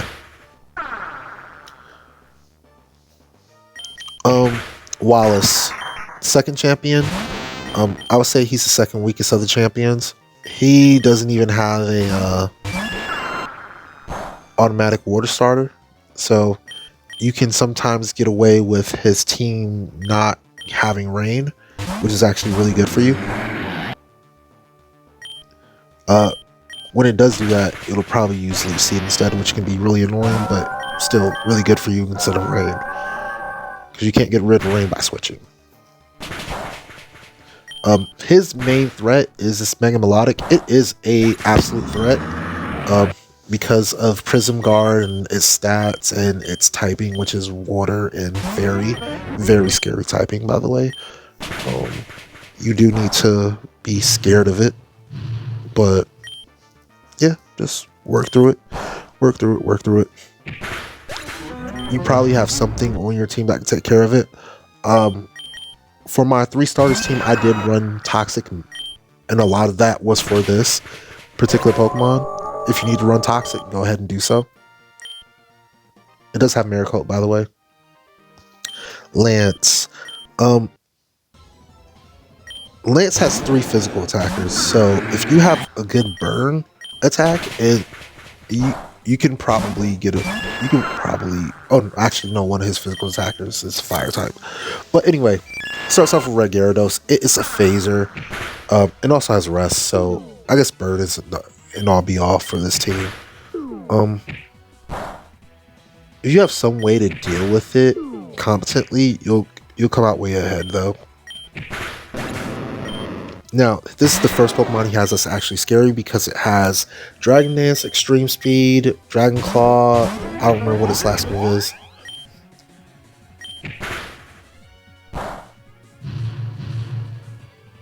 But here we burn it because it just makes sense. We also get away with a Hurricane and a Confusion, so that's really nice. Not necessary. We could have died there and that would still been okay. But this does move things forward a little bit faster for us. Either way, Pidgeot was going to KO. Once you break its multi-scale, by the way, because it does have multi-scale, once you break its multi-scale, it's actually pretty easy to KO this guy. He's not as, he's nowhere near as tanky as Claire's is. Then this guy is going to immediately evolve into a Dragon type, so we just go ahead and anticipate that and beat it. Alright. Who's this? Alder? Alder's he's either the hardest or the second hardest of the champions. That is a Scarfed Chandelure, by the way. I just happen to be fast with my Scarf. Another speed thing, he has a Mega Reuniclus, by the way. And that just kind of screws things up in the middle of a fight. Because now you have to deal with, well, I had a fast Pokemon, now it's working against me. It's not like London's team where his whole team is slow, because his other 2 Pokemon are fast. But this is such a threat by itself that you kind of have to deal with it.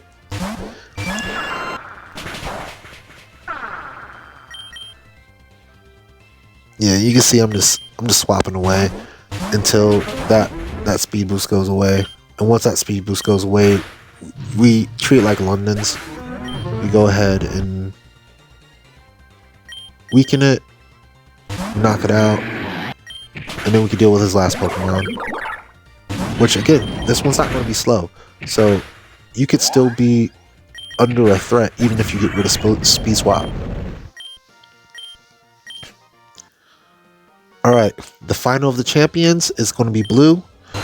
So our strategy against Blue, you need something to deal with Mega Aerodactyl. If you don't have something to deal with Mega Aerodactyl, so Earthquake, Stone Edge, Aerial Ace, Taunt, you're going to have a hard time.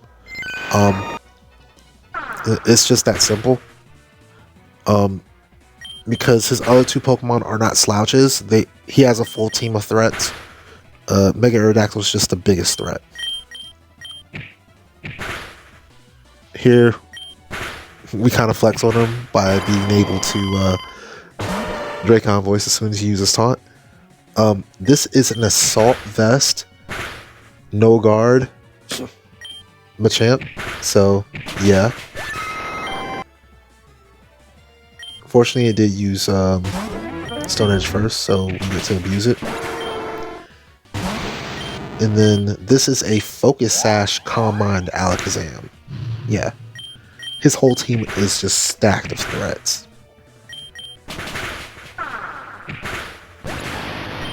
I made that look easy, but his team is usually not easy at all. So, going into the team I use for this demonstration, I call this my cool team. It's a Delta Haxorus with Strong Jaw. That is not a hidden ability, so you can just go ahead and get it. Delta Pidgeot with Intimidate. Again, not a hidden ability, you just go get it. And Delta Drifblim with No Guard, which is a hidden ability, and Hurricane, you have to, oh, not Hurricane. Well, I don't remember. As promised, here's the math behind how you're going to get the 50 wins in Challenge Championship. So let's just walk through what Challenge Championship is real quick, and then we'll go into how you should be building up your team. So, basically the end game of Pokemon Insurgence, your banner list is going to be all your mythicals, your anything you need in the Crystal Piece and anything you need in the Sodu. By Crystal Piece, I don't mean Crystal Shard, which is what you use to get Mega Delta Metagross, the Crystal version. Yeah, don't worry about that. You'll be fine. Alright, so this is the main event for in-game team building. There are 74 different boss opponents, so achieving consistency is big for reaching 20. Yeah, basically you need to be able to beat 15 gym leaders in a row at a time. Apparently you should be able to fight Cynthia according to the info block, but I've never met her.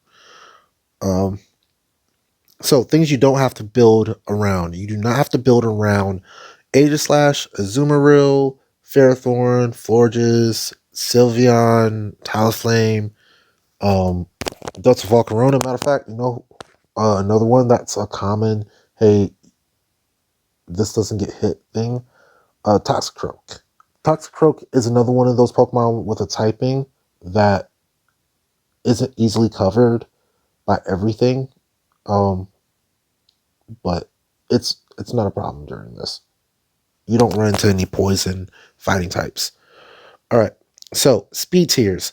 You need to beat 621 for Harmony's +4 Delta Crystals. But honestly, you should not be trying to beat this. You should be trying to kill that thing before it actually shell smashes, or putting yourself in a position where you can survive regardless. That's why it's an absolute threat on my list later. 590 for Roxy's +2 Mega Delta Girafarig, but again, you should not be trying to beat this thing because it is weak as all get out. You saw my fight against it. It doesn't matter if it +2s, you're still gonna win. 568 for Orion's Chlorophyll Venusaur, which is actually a serious threat, but you should probably you should be already sitting on something that can 2-hit KO it, or be able to switch to something that can survive a hit and 1-hit KO it. 558 for Drake's +1 Mega Salamence. There's really nothing to say about that. You either have it or you don't.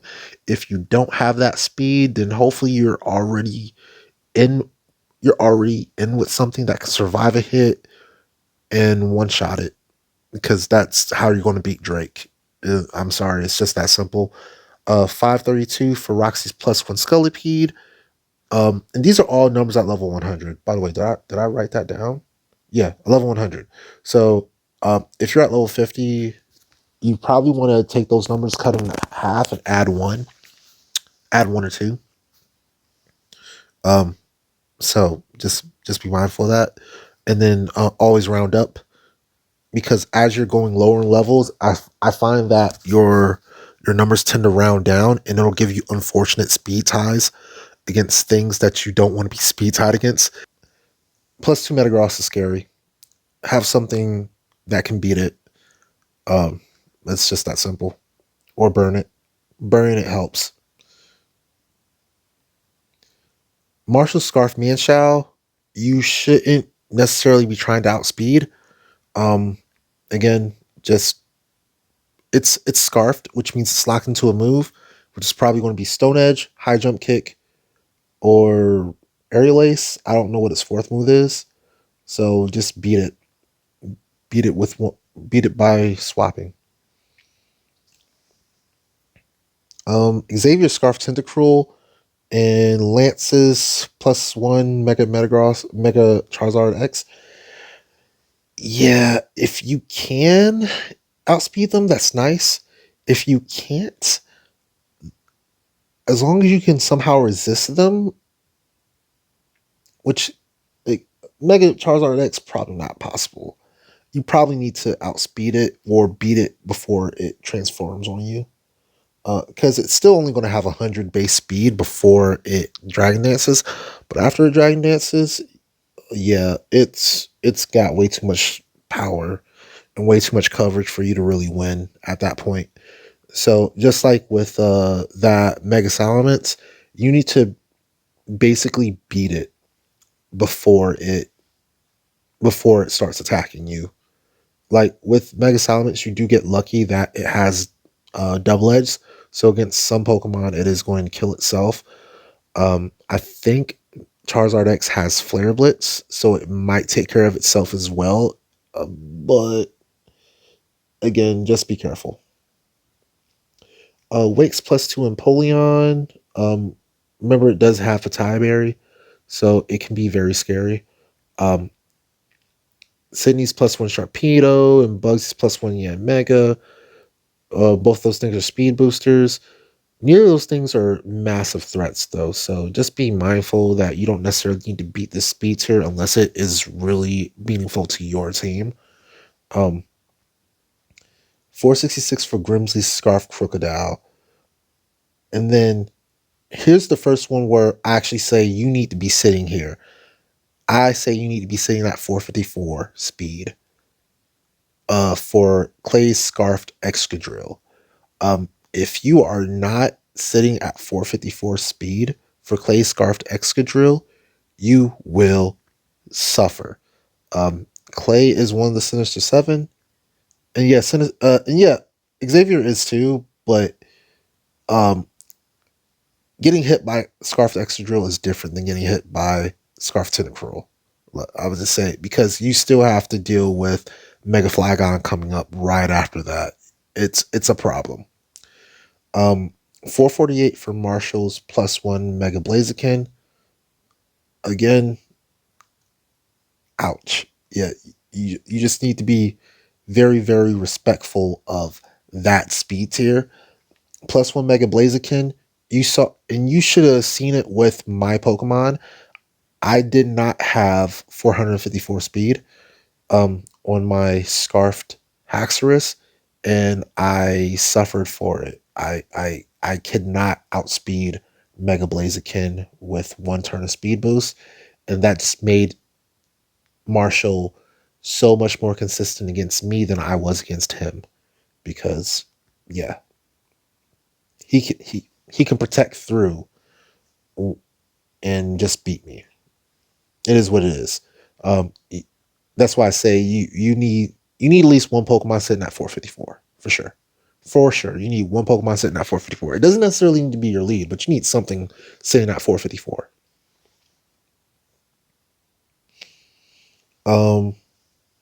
442 for Claire's and all the +1 Kingdras.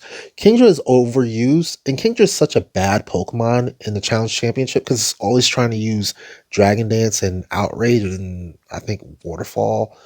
Honestly, it's just a really annoying Pokemon to run into because there's too many of them, and it's like, what does this Kingdra do? And I think they all do the exact same thing. I don't remember any Kingdra surprising me. Um, like wands can come out during rain, but who cares?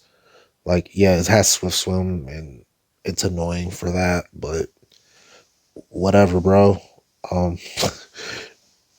I'll probably be okay. Um, here's the one that actually does matter. Uh, Blue's Mega Aerodactyl and Sabrina's Mega Alakazam. Yeah, that's a speed tier you need to be faster than. I think that's the base 150s. 438. You need to be faster than that for sure. Blue's Mega Aerodactyl will ruin your life if you're not faster than it. Especially if you can make your lead faster than it, that's even better. But if you can't, it is what it is. And I think this is actually where my Delta Haxorus with the scarf was. It was 1 point faster than Mega Aerodactyl and Mega Alakazam. So that was necessary for the team, honestly. You definitely need to have something up there. But I would say 454 is even better because you want to beat that Scarf Excadrill. And definitely that +1 Mega Blaziken. Um, Mega Haxorus is another. Yeah, these are all threats. Yeah, we're getting out of the speed tiers that are just Pokemon that are really fast for no reason. And now we're getting into the Pokemon that are really fast and they will sweep your team. Mega Haxorus. After a either a weak armor for Drayden or a Dragon Dance or weak armor for Iris because Iris has both options. Yeah, you don't want to really deal with Mega Haxorus. I'll keep it 100% with you. You don't want to be dealing with that Pokemon. Um, don't let it get +1 on you unless you can survive its hits. Wakes +1 Mega Gyarados. Yep. Mega Beedrill. Yep. I think that's the base 145 speed tier.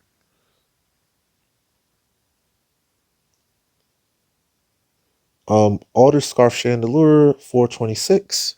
You should. Okay, I would say at a bare minimum, and I kind of mean 438 for leads as well. Honestly, I should probably add that. Your lead should probably be hitting 438 and or if your lead's not hitting 438, then you need to have something that can deal with Mega Aerodactyl. If your lead's not hitting 426, then you need to have something that can deal with Scarf Chandelure. Like that is very important. You need to be able to handle these leads for sure. Mega Zip Striker, I think that's base 141. Berg's +2 Crustal. It doesn't have simple like harmonies, so it's a lot more manageable. Watson's Mega Manectric and Yuki and Bryson's M Kragenos 405. That's a pretty important one to handle. Mega Kragenol can be a problem, especially with sleep. Um, Karen's Scarfed Honchkrow. I don't know if Faulkner's is also scarfed. I think it might be Life Orb. I can't remember. Megatha's Megatha's Agatha's Mega Gengar. Also, I should just add that Morty has one as well. I don't know if they're in the same speed tier or what.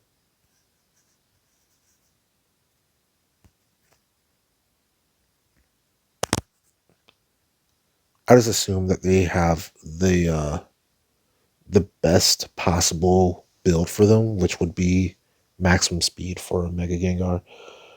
Candace's Weavile at 383. You can beat that, but again, unless it's specifically beating your team, why would you? Um, Drake's Mega Salamence before it Dragon Dances. Um, yeah. Again, this at this point you're building for things that you need to outspeed just to stay alive.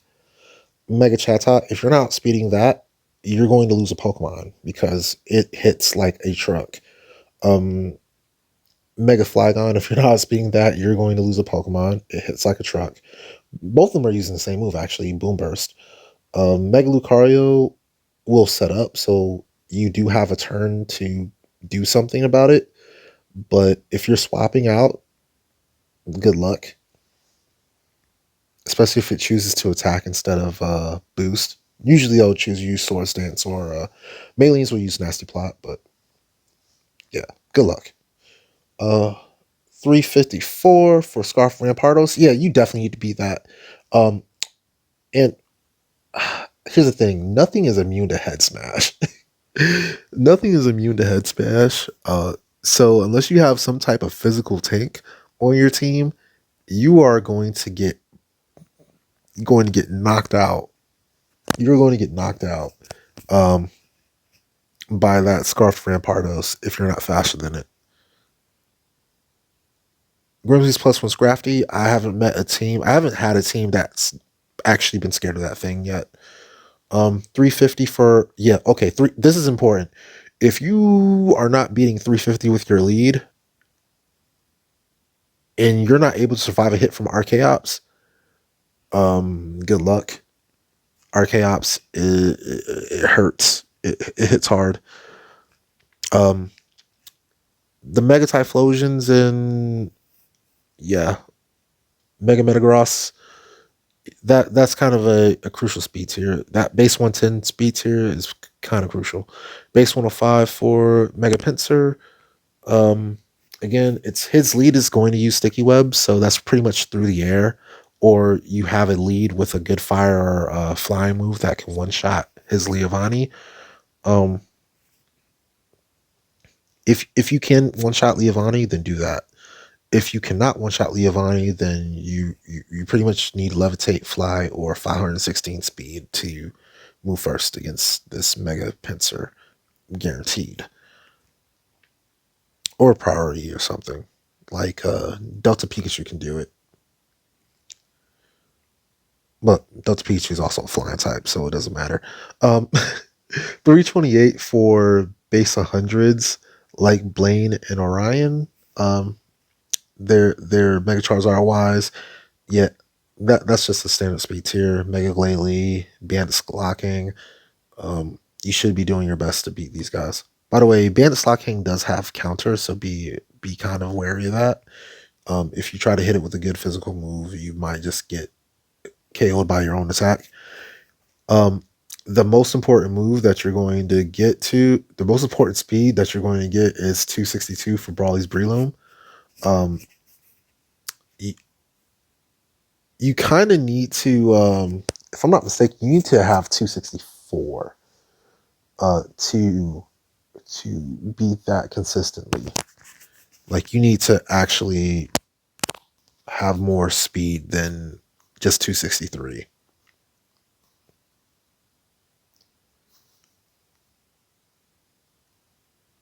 But yeah, that is the you you will lose if you don't have if your lead does not have 263, you will lose. Like this is the bare minimum unless you are okay, so my trick room lead doesn't need that much speed, obviously, because it's a trick room lead. It's going to set up trick room. It has magic guard or magic bounce, yada yada, taunt, all that good stuff. Prankster, yeah. Um, but that's just one lead. um, so yeah, minimum speed for non-trick room leads.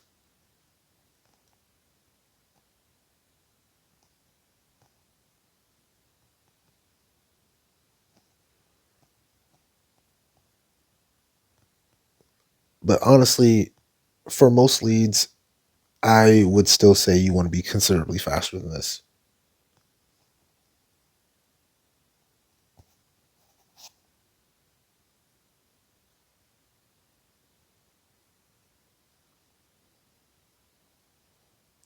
Say 264. I think it's 264. I'll have to double check later. I'll put it in the comments if I'm wrong. I think it's 264 though. It can't be 263 because again, when you go down to level 50, you'll round down. So I think it is 264. Otherwise, you might end up speed tiny and Breloom, and that makes you inconsistent. It's better than being slower than Breloom, but still. Uh, what did we need to beat as a lead? This was actually really good. Beating Mega Aerodactyl and Mega Alakazam was actually very clutch. Um, Scarf Chandler, you do not want to be slower than.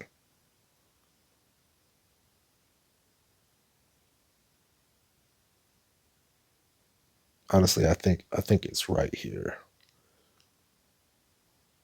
right there. That's the slowest you want to be for a lead realistically. 9 times out of 10, that's the slowest you want to be. 440 for most leads.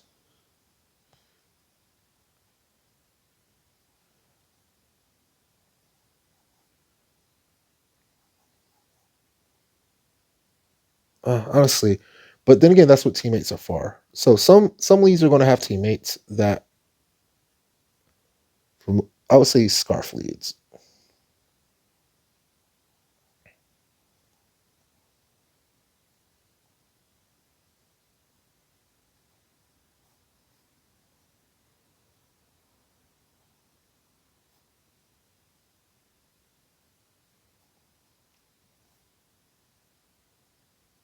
But honestly,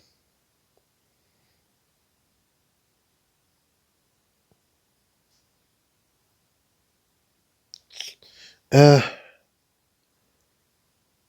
you do want to beat that. Yeah, I'm kind of going back and forth on this. You do want to beat that Chandelure. You do want to beat that Mega Aerodactyl. Those are both two very important Pokemon to be beating. You do want to beat Mega Cryogonal. Like it's just that you can build around it. So I'm going to say most Scarf leads.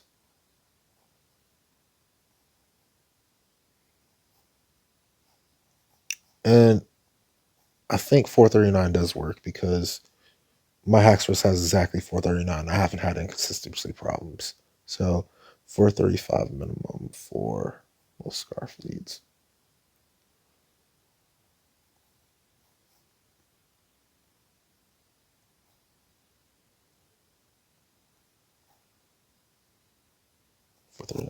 There we go. All right, cool. We're gonna talk about speed tiers. Um, yeah, Trick Room. You just need to be mindful. Um, Having a very slow Pokemon can be a good thing. Um, Mega Reuniclus has a base speed of 80. So if you have an intentionally slow Pokemon, unfortunately Venusaur is also base 80, so it's kind of hard to be slower than Mega Reuniclus with it. But if you have a Pokemon that is slower than base 55, you can kind of just abuse London and Alder's Mega Reuniclus because neither of them is going to, especially if it's a physical attacker, neither of them is going to have a real answer against it. it you just get to beat those guys up. Delta Octillery is really good at that, by the way. All right. Major team composition threats. So all five of the champions have teams that deserve that distinction of being champions. Um, you already saw those teams in the fights, but blue with Mega Aerodactyl, No Guard, Assault Vest Machamp, and Focus Sash Alakazam. Yeah, yeah, definitely a very good team there. Lance, Sleep Talk, Dragon Tail, Red Gyarados, Weakness Posse, Dragon Dance, Dragonite, and Dragon Dance Mega Charizard X. Wallace with Rain Dance Ludicolo, Tentacruel. I just said Tentacruel. It's good enough by itself, honestly. If you haven't seen Tentacruel's stat spread, look at it. It's actually really freaking good. And then Mega Milotic is a massive threat. Um, Alder, Scarf Chandelure, Volcarona, and Mega Reuniclus. Honestly, usually Mega Reuniclus comes out second, but meh. And then Iris is probably the weakest overall, but that's because she kind of sticks to one type. Um, all of her Pokemon are, well, not weak to Dragon, but, or not weak to Dragon, weak to Ice, but they're close enough. So Archeops, you could deal 50% damage to it on turn one, you're good to go. Specs Hydreigon, you just either need a fairy type attack or a strong dragon type attack or a strong ice type attack, and you're good to go.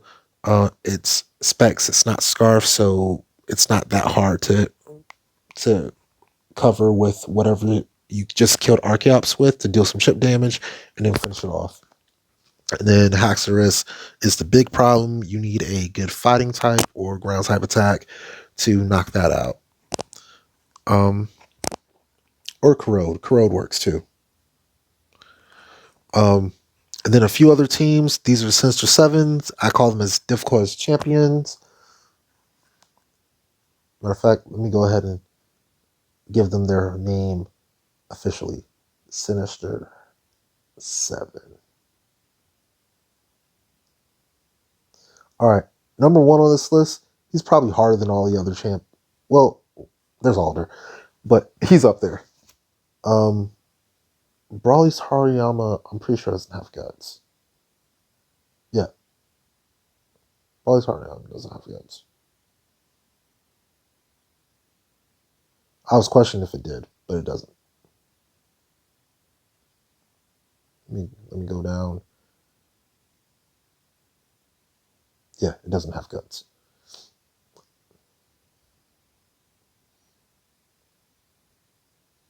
So we got, it does have thick fat though, so be careful if you're using ice type spam or fire type spam. But at least I think it has thick fat. I don't know what its hidden ability is. Sash, Spore, Breloom, the single most threatening Pokemon in the entire tournament. Just be very scared of that thing. If you don't have the speed to beat it, you just lose. Sorry. Hariyama, and then Mega Metasham.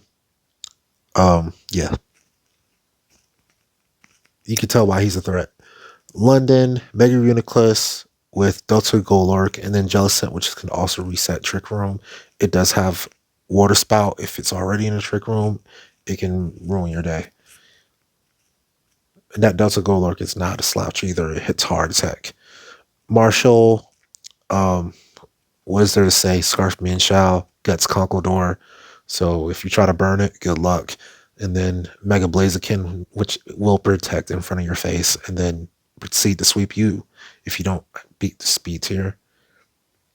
Xavier, Sticky Web, Delta Metagross, and it's still a Metagross, even though it is a supporter, it is still a Metagross, so it will hurt you with Stab Earthquakes and Stab X Scissors. Scarf Tentacruel. What do I say about Scarf Tentacruel? It's fast as heck. It hurts. And then Mega Beedrill is Mega Beedrill. If you're not ready for it, it will sweep your team. Clay has Hazards with Seismic on his Seismitoad. He has Scarfed Excadrill, and then he has Mega Flagon. Again, threat after threat. Toxistol Umbreon. Karen. Toxistol Umbreon is the bane of my existence. Moxie Sucker Punch Scarfed Honchkrow. Yeah, she has so many modifiers on that Honchkrow because if it starts getting a roll on you with its nonsense, with especially if it starts sucker punching you to death, and you have no like way to get out of it, yeah, you just kind of lose. Nasty Plot Mega Houndoom. Again, normally it's not that big of a deal, especially if you have something that can one-shot it. But if you don't, I forgot what Mega Houndoom's speed tier is, by the way. It doesn't seem that fast, but I'm usually using something with a scarf on it. And then Caitlyn, she has Light Clay Dual Screens Musharna. Really, really annoying. You can't really one-shot it with most things. And it tends to get both screens up and then makes it really easy for Weakness Policy, Metagross, and Rest Gothitelle to ruin your day. Oh, Mega Gothitelle did have Rest. Yeah, it does have Rest. You have to be careful about it. All right, individual lead threats. So, Brawly's Breloom. Yeah, you need to be very, very careful with this thing. And again, its moveset is Spore, Rock Tomb, Mach Punch, and Bullet Seed. So be careful with it. Be very careful with it. Harmony's Delta Crustal. Again, that Shell Smash with the White Herb can ruin your day. One thing you could do is if you lead Intimidate, you can kind of ruin its White Herb, but that's just whatever. Turn 1 nukes. These are Pokemon that are going to try to one-shot you on turn 1. So Blue's Mega Aerodactyl will try to one-shot you on turn 1. Agatha's Crobat, which is Choice Banded, can do it at base 130 speed. Rook's Rampardos, which is Scarf, can do it at base 58. Base 58 speed. but it is scarfed, so it's going to be faster than Archaeops, which is going to try to harm you greatly at base 110. Blaine's Fire Blast from Mega Charizard Y and Solar Beam, base 100, as well as Norman's Banded Slot Kings, Aaron Mega with Tinted Lens and Specs, base 895, not to be messed with. Lenora Stoutland, which it does have Scrappy, and it's banded at base 80. And then Orion's Delta Aggron, which has Drought at base 50. All these things are going to try to one-shot you on turn 1. So if you're not able to handle them, either one-shot them beforehand or swap to something that isn't weak to them, or not even weak, neutral. These things are going to try to one-shot you neutrally. So you need to be swapping to something that can not only outspeed but take the hit and then one-shot in return. Lead stall walls. Claire's Dragonite is the lead stall wall. Multi-scale, and it'll T-wave and roost in your face and then Dragon Tail you. And one thing that it's really weak against is fairy types. It has no answer for fairy. But otherwise, if you don't have a fairy type on your team, it will ruin your day. It'll ruin your entire day. Ground types are also really good against it. Ground Steel type as a combo will stop Thunder Wave and it'll resist Dragon Tail. Karen's Umbreon, Synchronize, Toxic, Foul Play, Wish, nasty combination. Again, I hate it so much. I like playing against it, but I hate it. East Skarmory, Sturdy, Spikes, Phasing, and Roost. Yep. It's what you would expect from a Skarmory. Sticky Web Setters. We've talked about this exhaustively. Armored Leavanny and Delta Metagross, you need to be scared of both of those. Weather Setters. Reuniclus, Spiritomb, you need to be scared of. Mega Cragano, you need to be scared of. Charizard Wise, you need to be scared of. Ninetales will nasty plot, so you need to be a little bit scared of it. Mega Politoed, you need to be scared of. Well, not really scared of. You need to find a way to waste its time.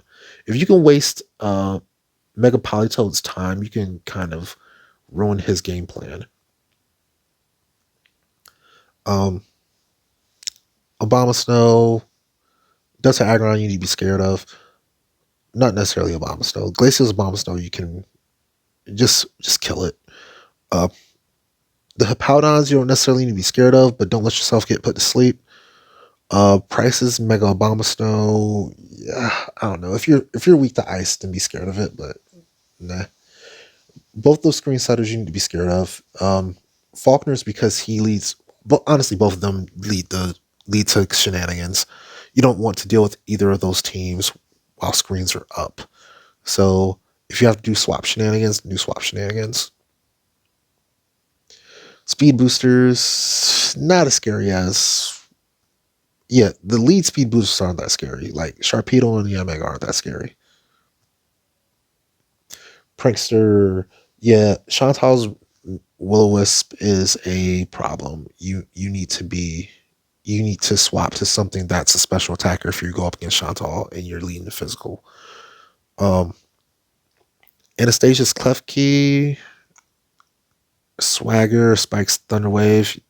Again, having a ground type just benefits you there. Lead Stats Afflictors. Will Zatu with Thunderwave is a big one. His Zatu is the biggest threat against my triple starter team, I think, because it just ruins any chance I have against Gardevoir, Mega Gardevoir, because it Thunder Waves you. Druddigon, Seismitoad, and then Faulkner Zatu, which can Toxic you. Focus Ashers. There may be more, but I'm tracking Maleen's Infernape, Gardenia's Rose Raid, which will Toxic Spikes you, and then Morty's Frostlass, which is a pretty nasty one with the Curse Body Destiny Bond combo. Live wire setters are basically Alessa's Emolga and Watson's Electrode. Both of those are fast things. Live wire is one of the scarier things that you can run into just because it's so random, and if it hits, sometimes it just wins or wins the fight for the gym leader against you. So you have to be scared of that beating you. Fortunately, both those Pokemon are pretty easy to one shot. So if you're set up for success, you shouldn't really be running into this too often. General Hatter setters, you have Sturdy Fortress, and then you have the Sturdy Golem. So both of these are sturdy, right? And then be aware that rock sands can explode in your face. All right, so backup threats. These are not leads; these are backups. Stall walls. So we talked about the lead stall walls like Karen's, Umbreon, and such. Claire's Dragonite. The only real backup stall wall that you need to be scared of is Whitney's Blissey, which will toxic stall you. And if you only have special attackers left, by the time you get to it, it will ruin your day. Backup weather setters.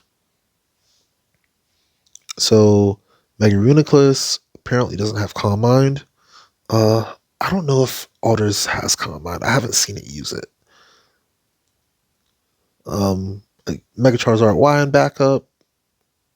Assault Vest Tyranitar. I think it's Assault Vest. I might be wrong. Chantal's Scarfagrius. Byron's Bronzong. Yeah, all these are things you need to be scared of.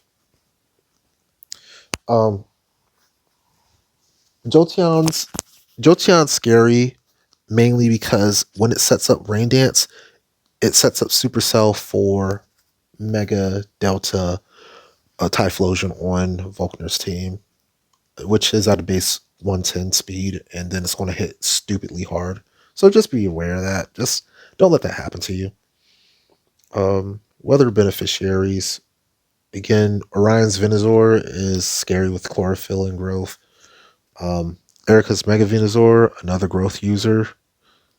Volkner, I just talked about that.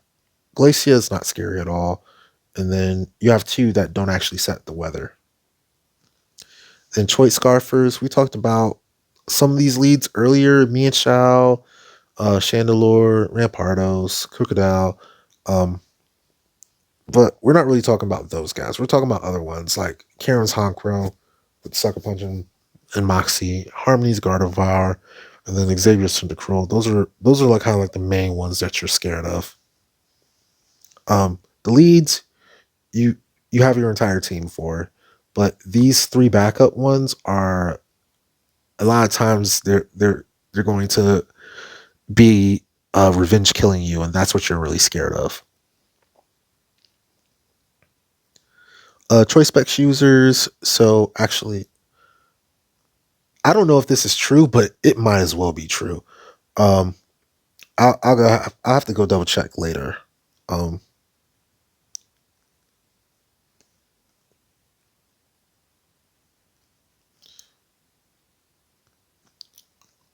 need to go run some tests against Dorman. I need to figure out how to get into a fight against his Sploud where I could swap it to a ghost.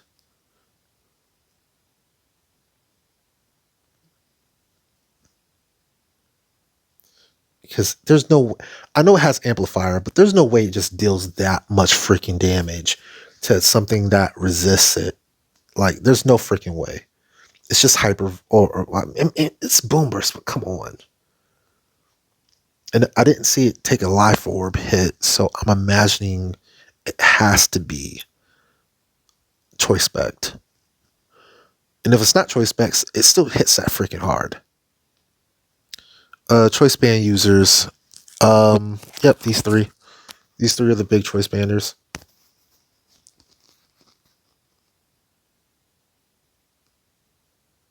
Because we already talked about that lead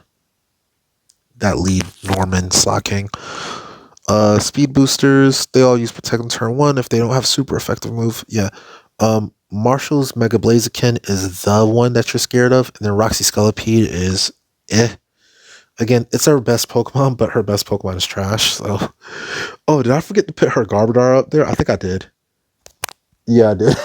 I didn't even put a Garbodor out there. It's so trash. I forgot to put it up there. It's like the least scary. Honestly, I don't even want to put it up there. These aren't threat. It's not a threat. It's not a threat. It's not worth putting up there. Okay, absolute threats. Whilst Mega Melodic is an absolute threat, Clay's Mega Flagon is an absolute threat. And then, yeah, both Mega Beedrills are absolute threats. So you need to be. When I say absolute threat, there's no reason that it's an absolute threat. It's just the speed, the bulk, the damage, all of it comes together in this one Pokemon. It's just such a value package that you can't really do anything against it. I think that also applies to Mega Kangaskhan, actually. That would be Norman and Giovanni's Mega Kangaskhan's.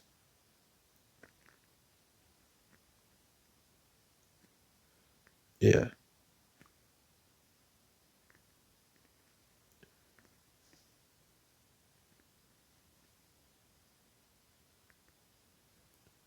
And honestly, those are bigger threats than the Beedrills. I should probably move them up.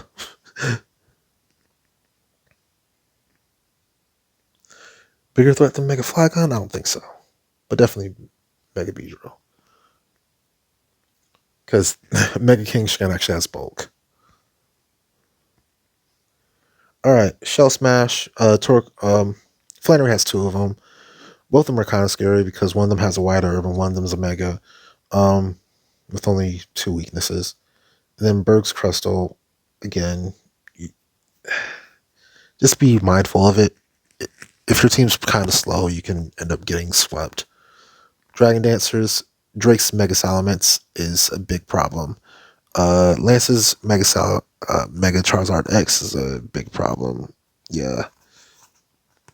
All the Dragon Dancers are scary except for the Kingdras. All the Kingdras are trash. Moxie and Hoover Sweepers, be mindful of those. We already talked about, well, I guess I could re-add it to the list, but the Honchros are definitely on the list. Karen and Faulkner's Honchros.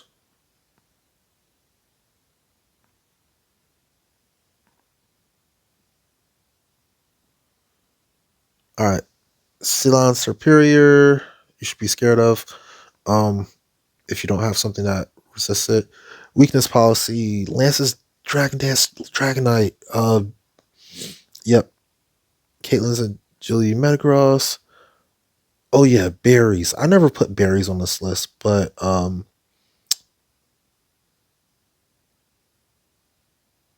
can't remember which one it was. Does Bruno have Hitmonlee or does Chuck have Chuck has Hitmontop? It's Bruno has Hitmonlee. Yeah, Bruno's Hitmonlee and Wake's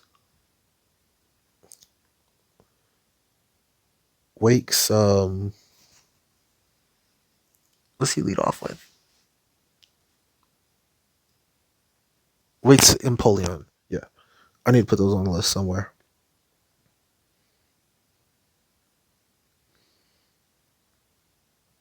Matter of fact, I'll put it right there. Right under their weakness policy. It's not as scary as weakness policy, but it's still scary. Um, not critical berry. How would you say it? Um, boost berry.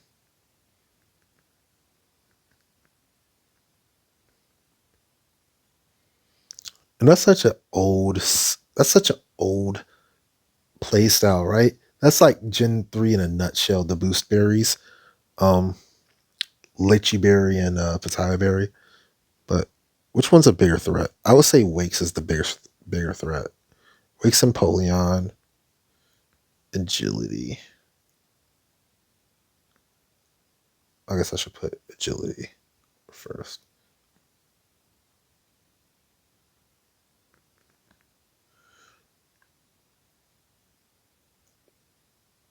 And then Bruno's.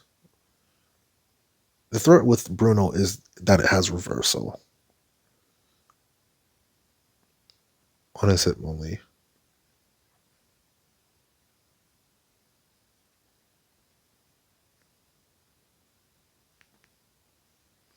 Poor Hitmonchan didn't get no play.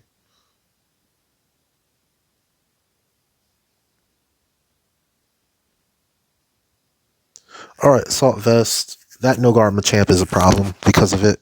Um, because moves that you think should one shot it don't one shot it, and then you get confused, and then it's a coin flip on whether you actually win a battle. Makes him way less consistent than normal. Kansas Mammal Swine. Yeah, be afraid of that. Guts, Marshall's Conquador. Don't try to burn it. But you can burn Brawly's Hariyama because it does not have guts. Focus Ashers. Blue's Alakazam is a late Focus Asher, so not a lead, but he still has it. Be afraid of him. Sturdy, Berg's Crustle, Byron's Bastiodon. Should be in the lead list, but whatever. Surge's Magnezone and Roxanne's Probopass all have Sturdy. Also, what you call it? I'm pretty sure Jasmine's Magnezone has Sturdy as well, but meh. Strong priority. Yeah, all those Pokemon. Cress's Mega Crawdon is probably the biggest one when it comes to that. I can't remember all the things that have Bullet Punch, and like I know Brawly's.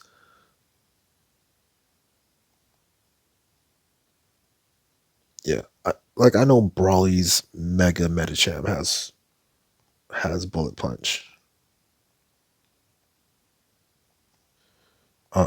I don't remember which Metagrosses have Bullet Punch because there's like 3 of them out there. There's Caitlyn's, there's Anastasia's, and there's who's the last one? Caitlyn, Anastasia, and Sabrina. I can't remember all 3 of those movesets. I know one of them is a Mega and the other 2 are not. I can't remember. Nasty Plot, Swords Dance are at the bottom of the list because honestly, you shouldn't be getting swept by that unless it's Lucario because both of those have priority.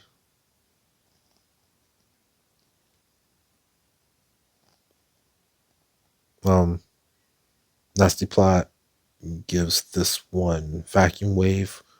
So boosted Vacuum Wave and boosted Extreme Speed.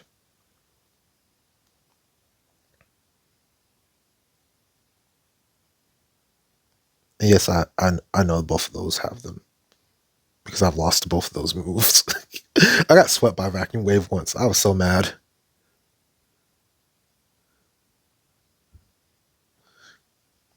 All right. Well,